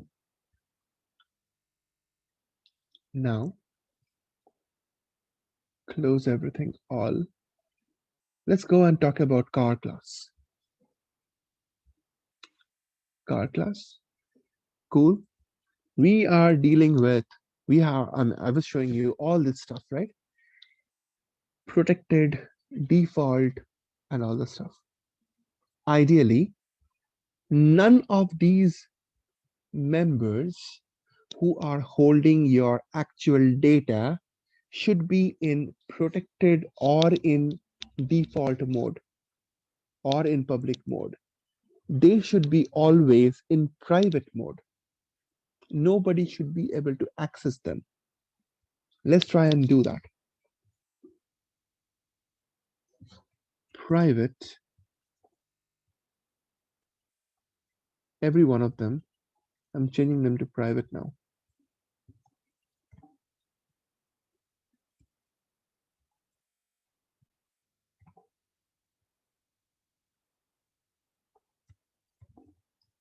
Okay, I'm changing all of them to private right now. Good start. once I've changed them to private, I'm immediately getting some problem. What problem? In the test cars, it is starting to complain, which is expected. None of them are visible. So why did I add this 4 line? By the way, why did I add this 4 line? I added this 4 line because I wanted to pass on these values, the value which is really making sense in terms of the object mark, because you know what, before I even do this, before I even come to this section, let me just comment this out. Let me enable just this section out.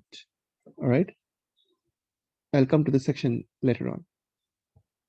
All right, I enable this section right now. Okay, actually I'll just even close this guy, and you can see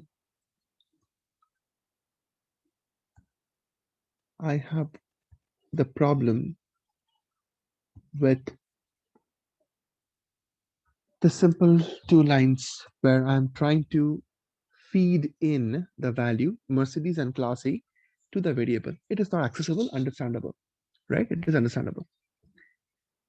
We want to pass on, the idea is that we want to pass on the values inside the class object.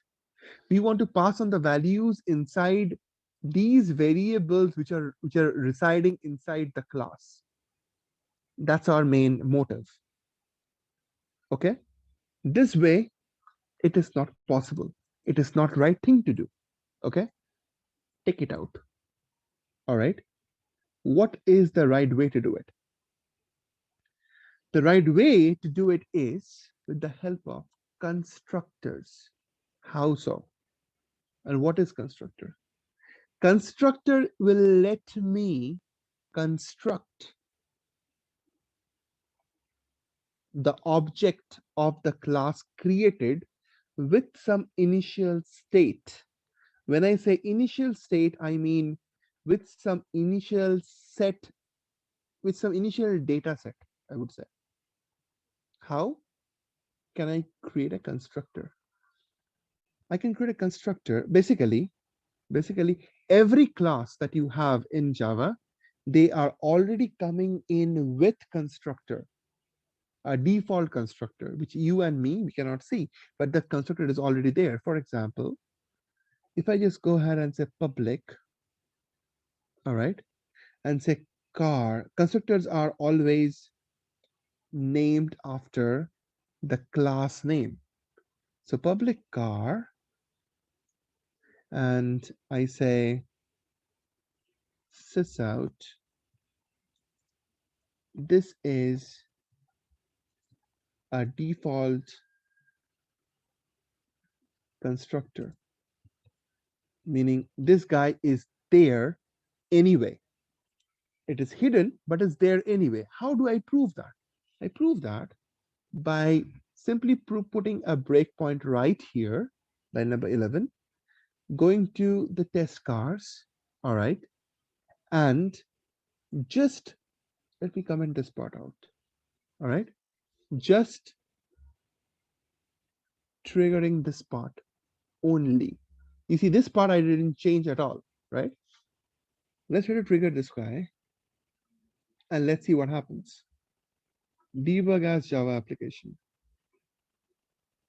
When I do it, you will see somehow my program stopped inside this. Meaning what? Meaning I'm explicitly trying to tamper the default constructor.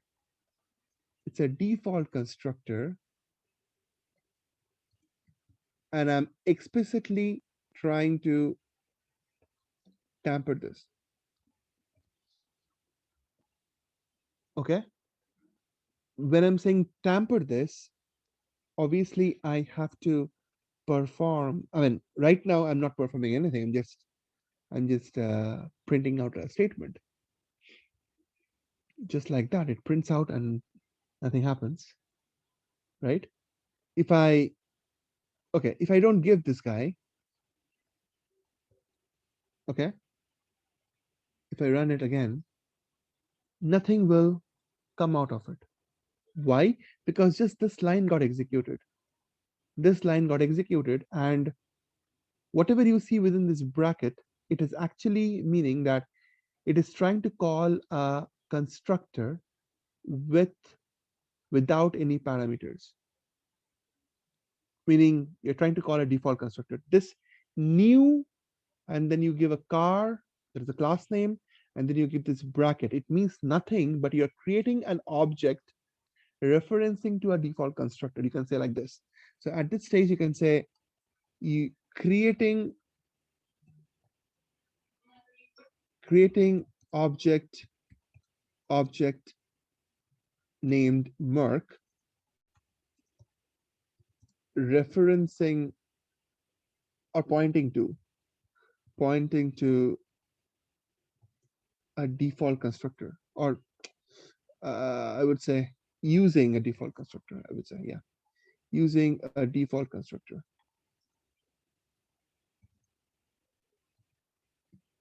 Right? So when I just say this, you're creating an object named Merc using a default constructor.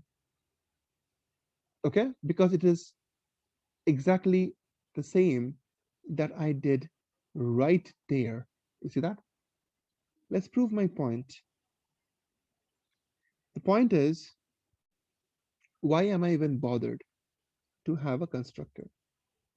As I said earlier, constructor will help me to give a initial state to my object, or initial state meaning a state with some data inside it. So at this stage, if you look at it, all these variables are having some default value set by Java. A default value, engine is 0, brand is 1, nothing, null, model is null, engine is 0.0, engine number is 0, right? So what if I want to set a default value for this? I want to say engine equals, I want to give a default value like 100001. That's my default value. If you're creating an object with a default constructor, by default, you will get engine number as this, brand as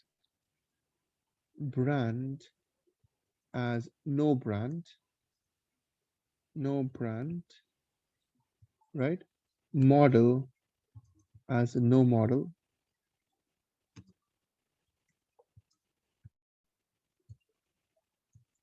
And engine as whatever the engine value is okay. Engine value is 0.0, right? So I'm not not bothering about changing it.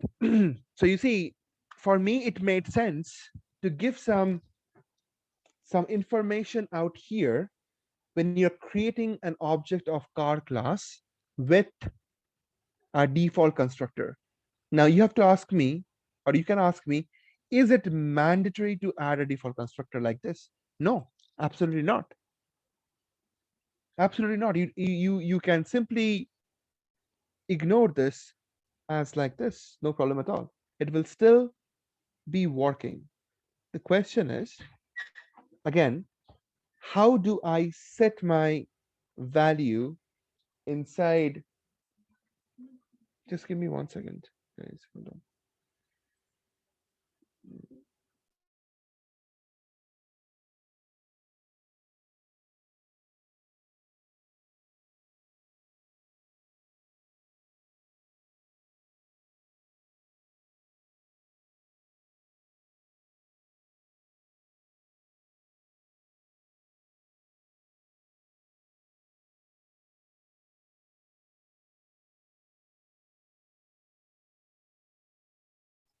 Sorry about that. So car is a constructor which is default constructor. I'm giving some default values to it. Okay. You can absolutely choose not to give any default constructor at all. Okay, but I want to give it to you so that I can show you something. Now, here, public car, I'm creating a parameterized constructor. Now, this will make more sense to you. I'm giving some parameters here. Okay, int engine number double, or you know what, let me just engine number, I'll give it string brand string model string integer number engine number and double engine. Okay, so I have these 4 types. Cool, I have these 4 types. Now, idea is, with the parameterized constructor, I can create an object of the car class. At the same time, I can set the value inside my data members. How? Very simple. This dot, I'll talk about what is this keyword, but this dot brand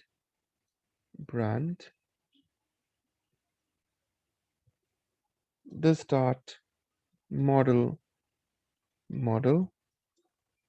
this dot engine number, or engine is engine,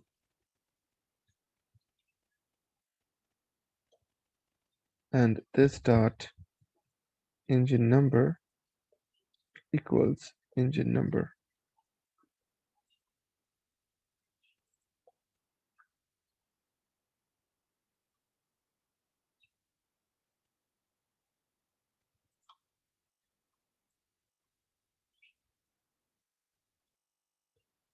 Okay. Now you will ask me, what is this keyword doing and what exactly I'm trying to do? All am I trying to do is, when I say that I want to create a constructor, or I want to create an object of car class, I can say car Mercedes equals new car. This is what I was doing so far. Okay, and then I was trying to access Mercedes.brand in the next line. Now I want to do it everything in one line. At the same time, I want to keep my privacy of the data member enabled, meaning at this stage I can go on and I can simply say I want to go on with Mercedes. I want to go on with model. I want to go on with engine. Engine is some number, and I want to go on with engine size, so 2.2. Now you can see, when as soon as I do this, what will happen? What will happen is these values will be accessed by this particular constructor, not here, because this is a blank constructor and this is a parameterized constructor. So obviously from the polymorphism concept, you know that whatever order or whatever type you are maintaining in your call for a method, it will exactly be calling the respective method in the same exact order format. So here I have the order string int double. You're passing the value exactly in the same order and format. That means this constructor will be called. So all these values will be sent to the respective guy here. Once done, what happens? These values will be then given to the private variables model, engine, and engine number. Whatever you're sending here, you're putting it to the variables over there. Now you're going to ask me, why do I have this keyword? What if I don't give this keyword? Let's see. If I don't give this keyword, I am getting a warning message. If you look at the warning message, it says the assignment to variable brand has no effect. Meaning what? Meaning it seems like the brand parameter is trying to assign it to itself. Okay, what if I do just instead of brand, if I say BR, just BR, and just say BR here, then it makes sense. Then it makes sense that this brand is the one that you are actually referring to. So you're saying B brand equals BR. But what if you say brand here as well? Because you always have to remember that whenever you are creating parameters for a method, for a constructor, these parameters must be making sense. You cannot create a parameter named A or B or C. It doesn't make sense at all. You have to always remember whatever you do, whatever you write, a variable name, a method name, a class name, whatever you are writing, it should be self-explanatory. Somebody can look at the class name and can understand that what this class is supposed to do, right? Don't write a variable named like anything. Okay, keep that in mind. So if I'm just saying brand equals brand, that is not going to make any sense because it looks like I'm trying to assign it to myself. The brand is trying to assign it to itself. So that will not make sense. However, if I say this dot brand, that makes sense. Why? It means the brand object, the brand variable is accessed by an object created for the car class. This keyword means the current instance. This keyword means the current reference object in I mean at runtime. When you're running the code, suppose Mercedes object is accessing it, right? Suppose you're saying car Merc equals new car, right? New car, okay? Then this object is the one which is being referred using this keyword. Okay, and then you're saying this Mercedes dot brand equals to brand. Then this line makes sense. This, whatever I just said here, is called constructor. Can you give me a shout and tell me that you understand this part? Yes or no? Firstly, you need to understand, or you need to tell me you understand the need for constructor. Why do I need a constructor? Do you understand that part? That what is a constructor and why do you need that?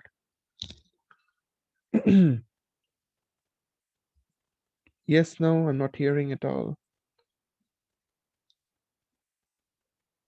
Okay. Any questions for me regarding the need for constructor? No? What about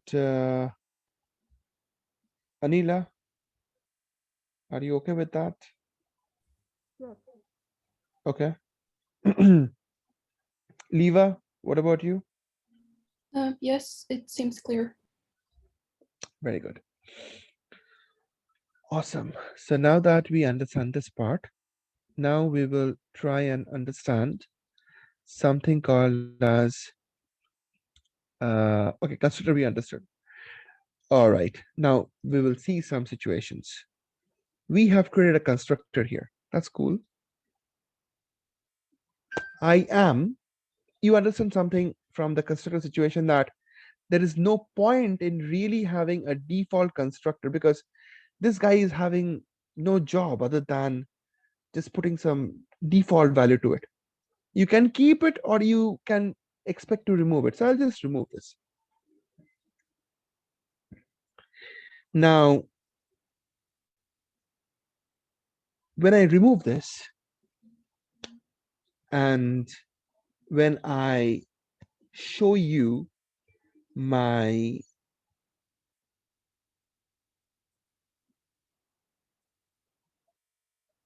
test cars class, you can see that it is giving me it's complaining about something. So whenever you see that there is some complaint, whether it's a warning message or an error message, obviously errors you have to fix it. Warning you can still avoid. Try to read that to figure out what's really going on or understand what's trying what is the problem. So if I just now go inside this error, it says something. It says the constructor car is undefined. Meaning what? Meaning We didn't define the exactly constructor is empty. meaning the empty class constructor I didn't define. But if you remember, just 30 minutes back I said that default constructor is a constructor which is automatically created for any class. It's hidden. But if that's the case, then why am I getting this error message? Why am I getting the error message saying that it is undefined? It is undefined saying because there is now a parameterized constructor. If you have a parameterized constructor already, right, and you are not explicitly keeping your default constructor here, then you will not be allowed to create an object with default constructor, obviously. Make sense? If I have a default constructor explicitly added here, then you see there is no complaint. But if I remove this default constructor, oh, sorry, my bad.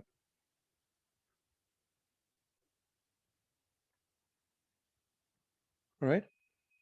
If I remove this guy, then that's where it complains saying, default constructor, where are you getting it? I don't see it at all. It's undefined. Meaning what? Meaning if you think closely, you will understand that you as a class designer, so you are designing this car class, right?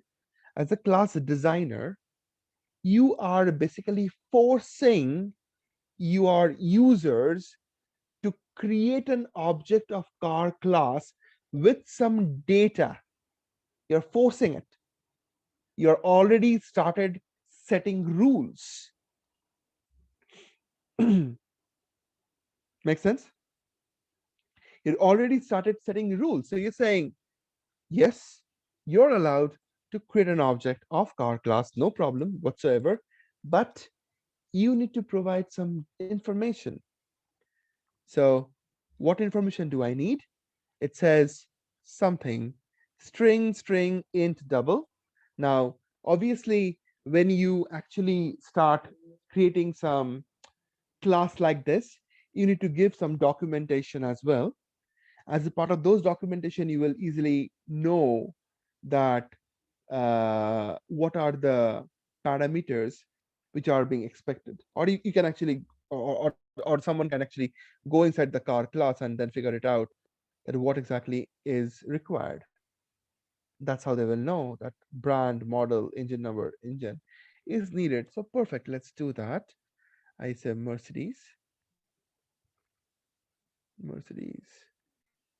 brand model class E engine number, some number, and then 2.2 liter engine. I created my constructor just like that. Okay. Let's try and unblock this.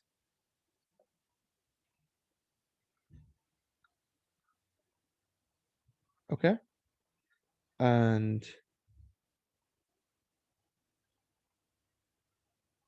So how do you unblock and block it back again?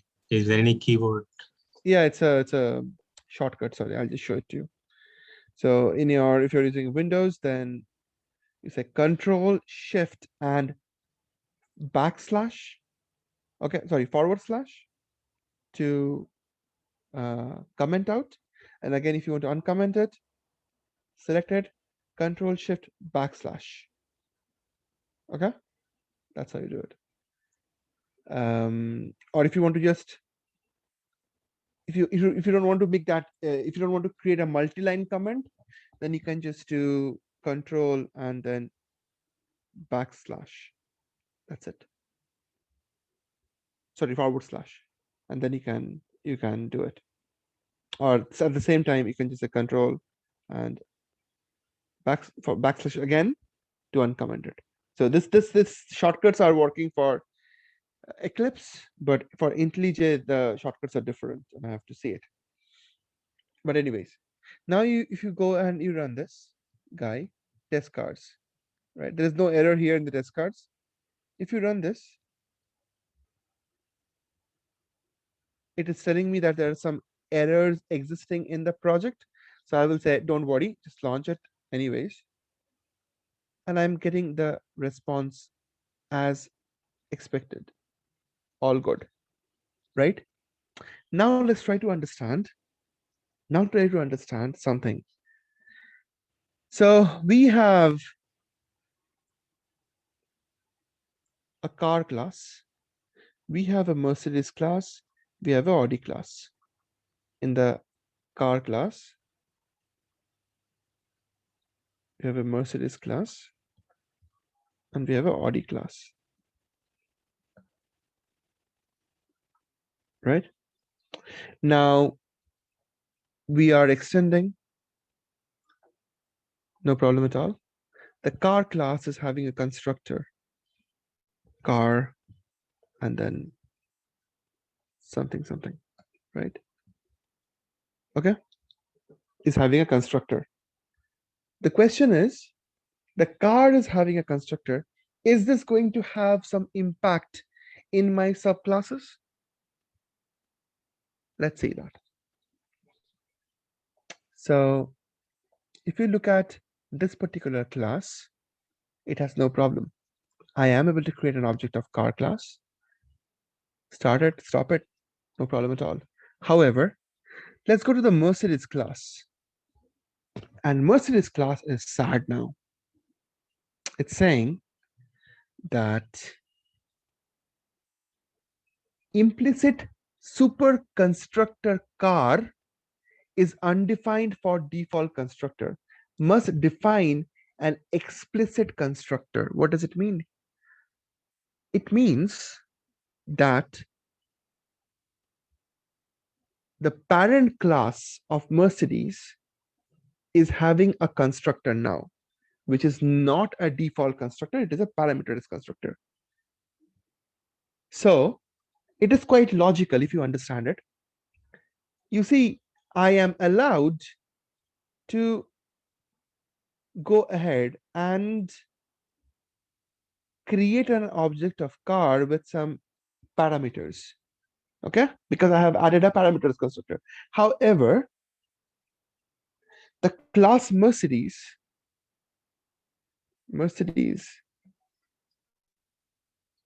I'll give it as Mercs, okay, equals new Mercedes. Now think about it. Think about it.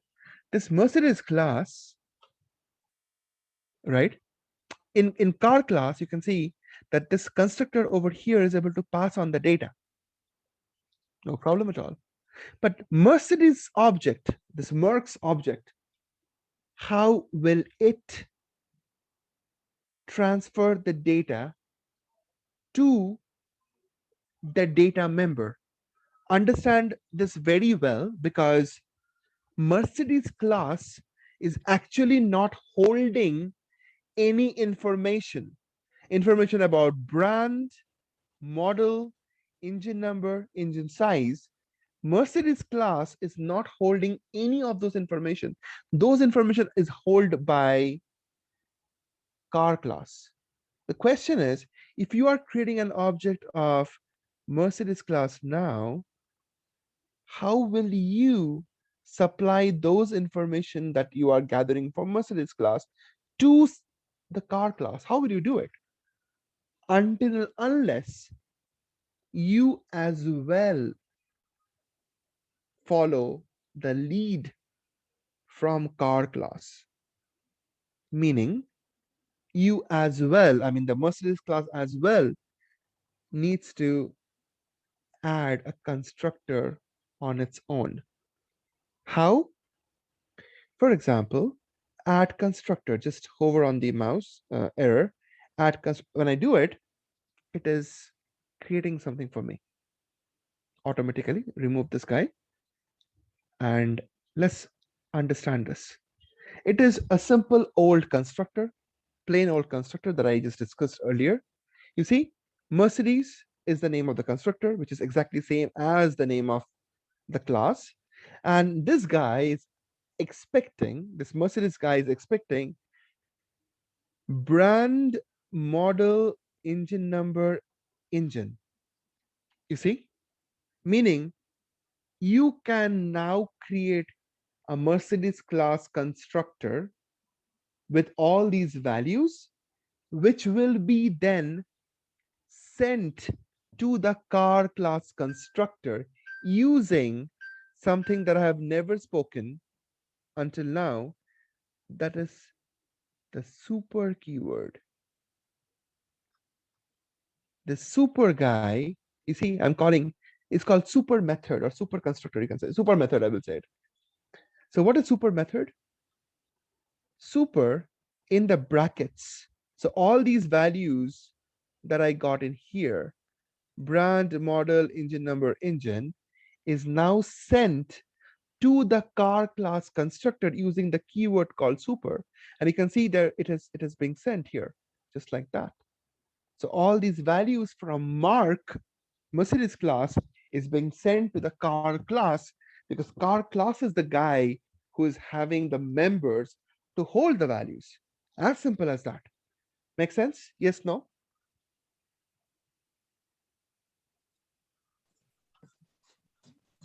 So Okay. Okay. All right. So we can even make some modification. Okay. How? So think about it. In the super class, that is car class, I'm accepting brand, model, engine number, engine, right? So model can be different, engine number can be different, engine can be different. But when I'm creating a object for Mercedes class, then it is quite obvious that the brand will be always Mercedes. So meaning I can easily go ahead and say that I don't want the brand parameter. I can remove this guy just like that. All right. And I can say this brand over here, I can simply hard code it, because Mercedes brand will be Mercedes always. So you're just giving your users a small benefit of adding only 3 parameters instead of 4 parameters, right? When they're creating the object of Mercedes, they will add this 3 parameters instead of the 4 parameters. So now that we have done with this, let's go and take a look at the test cars. I will not be creating any object of car class anymore. Okay, I will say Mercedes Mercs and just pass on these 3 parameters only. I told you why it is giving me the error. Constructor Mercedes with default Mercedes is not defined. We understand why it is now. So I'll copy this part. So we get a quick question. When Go you on. hover on to the new Mercedes, see there is a plus minus and there is one thing. What's the difference? You have an option to.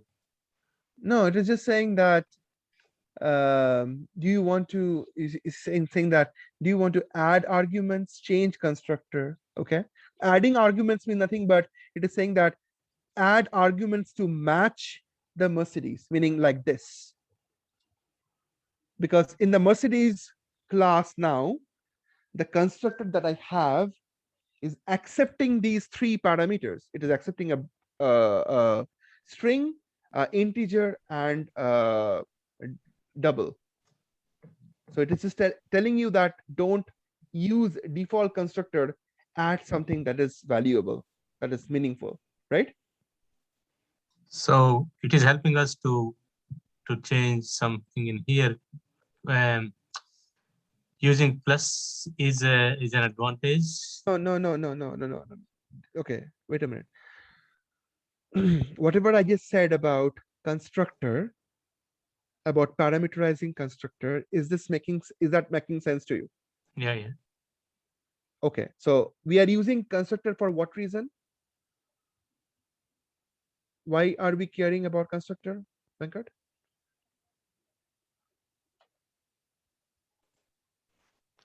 What is the basic necessity of constructor? Why do I even care to use a constructor? Can you tell me that?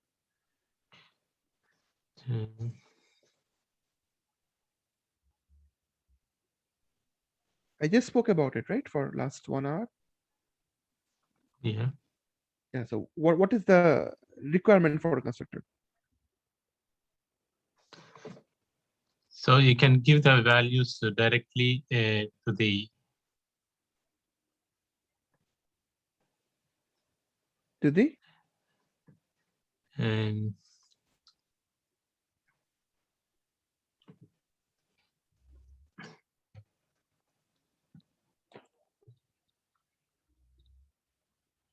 Who wants to explain him? Leva, do you want to try? Well, it initializes the instance. Mm-hmm. Yeah, and gives the values. Exactly. It initializes the instance. At the same time, it gives the value to the data members. So at this stage, if I am getting this error message saying undefined, I told you why it is showing undefined, because there is no default constructor for Mercedes. Now, if that's the case, it is giving me quick fixes. It is saying that there is no default constructor available for Mercedes. You can create an instance of Mercedes class by giving some value. That is why it is saying give a value which is of type string, integer, and double. You understand? Yeah. So meaning you have to give the values like this. I gave class E the number and this value, which will be, so okay, let's do some debugging. All right, let's look at the data flow. I'll put a breakpoint right here. Okay, let's look at the data flow. Also, I will put a breakpoint in here. Okay, let's see. I'll start the execution. Proceed. Okay, so you see, wait a minute. Okay, my bad. I should be commenting out this part. All right. Okay, so I'm just calling only this line, nothing more than that. Let's go and trigger this. Line number 14. All right, let's go and do a step into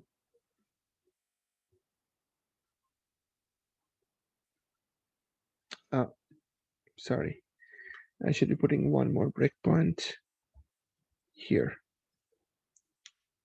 Let's do again.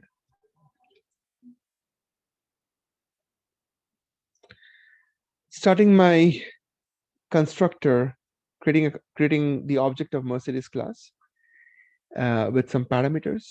Let's go and do the debugging. You see, I'm landing into the Mercedes class first because I'm creating an object of Mercedes class. Peter, is this making sense? Yeah, I think so. Okay.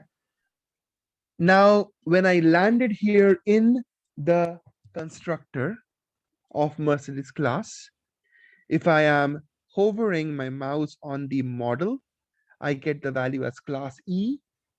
I get the value as for engine number and the value for engine size. No problem. These three information, I have sent it from test car class just here. Is this understandable, Venkat? Yes, yeah. Okay. So now you see what am I doing? But the data came here to the constructor of Mercedes. The same information is now sent to the car class. The only thing that I did here is I hard coded the first parameter that is required by the car class constructor. In the car class constructor, we don't have 3 parameters, we have 4 parameters. The first parameter was a brand. So all I did is I hard coded the brand value and I am sending other 3 information which are variables. So if that's the case, then if I just continue with my debugging, you will see that I'm landing into the car class constructor. Why? Because car class constructor is, or car is the class which is holding the actual data members who will be holding the data at the end of the day. So from Mercedes, I landed into the car class constructor. And from the car class constructor, I'm supplying the data inside all these variables. Now every one of them are having the data. You see, brand, model, and everything. That's how. Now, if I go ahead and say,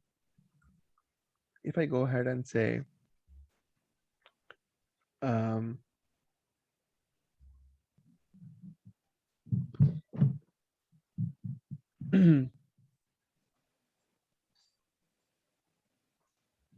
works, right? If I go ahead and say that and run it, now you can see I'm getting the value as this. The data was supplied via Mercedes object to the car class. And then finally, I was able to call the methods.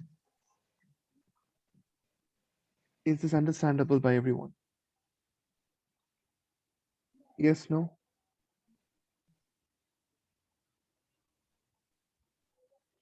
Okay, perfect. Okay. Now that we understand the constructor, I told you that constructor is a little bit mind bending. I think I should pause my class here. I don't want to go ahead and talk about overloading. I have already spoken about this, sorry. Overriding is a little bit simple than constructor. We can talk about this. And then we have runtime polymorphism. Runtime polymorphism is also little bit different way of looking at the problem. And I think I should let you guys go because 3 hours we are into this and we have taken a lot of hit into this class. So I think I should let you guys go for today. And then tomorrow, next week, we can start up with these two concepts of overriding, overloading, and polymorphism. And then we talk about the XPath. I will share week 3 solutions right now. Yeah. So guys, how are you liking the class, by the way? Before that, Souvik, where do you see the solutions? I don't see ever those solutions. It is if you look at the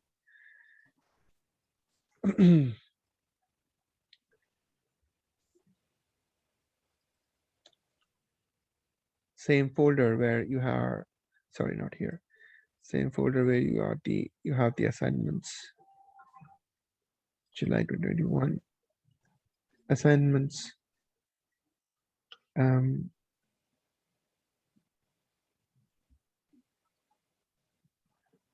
What?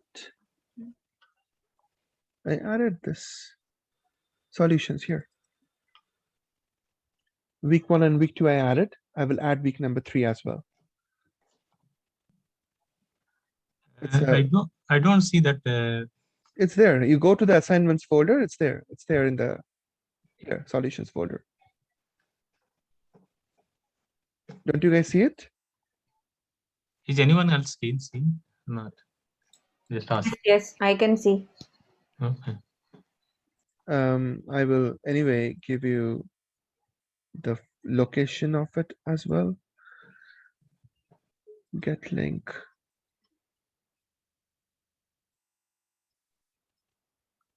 This I'll make it as viewer. Copy and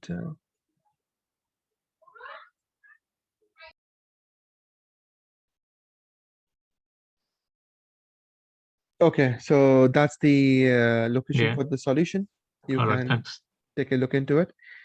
Can I ask if the classes are making sense and are you able to understand the core concepts? I mean, you have to understand this very well, actually. So, are you guys okay with that, or you want me to change something?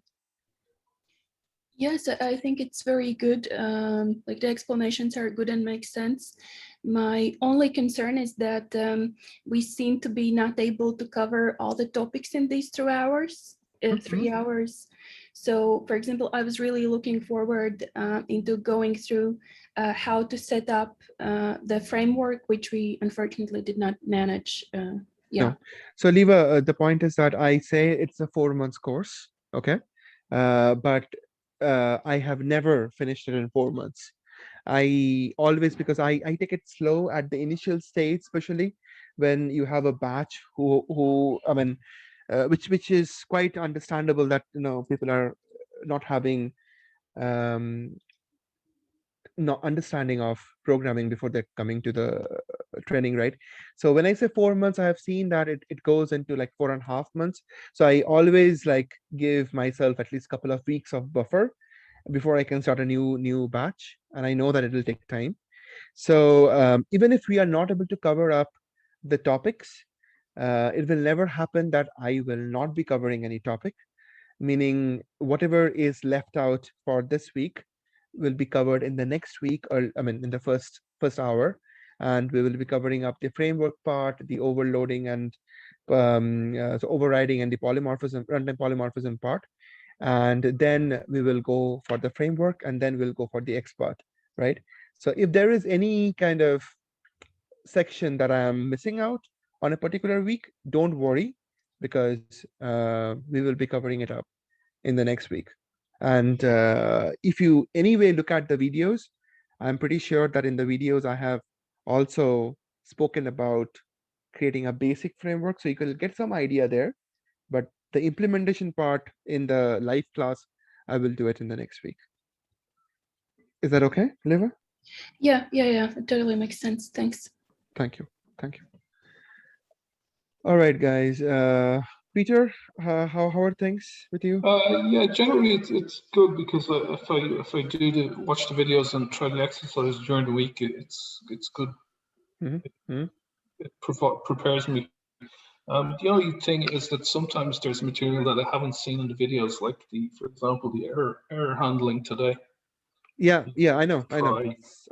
So this So is a does reason. that happen later, or? Yeah, it happens later. But during the flow of the course, I will keep on adding some stuff that you will probably not have seen in the week in the previous week, but I will be adding them in.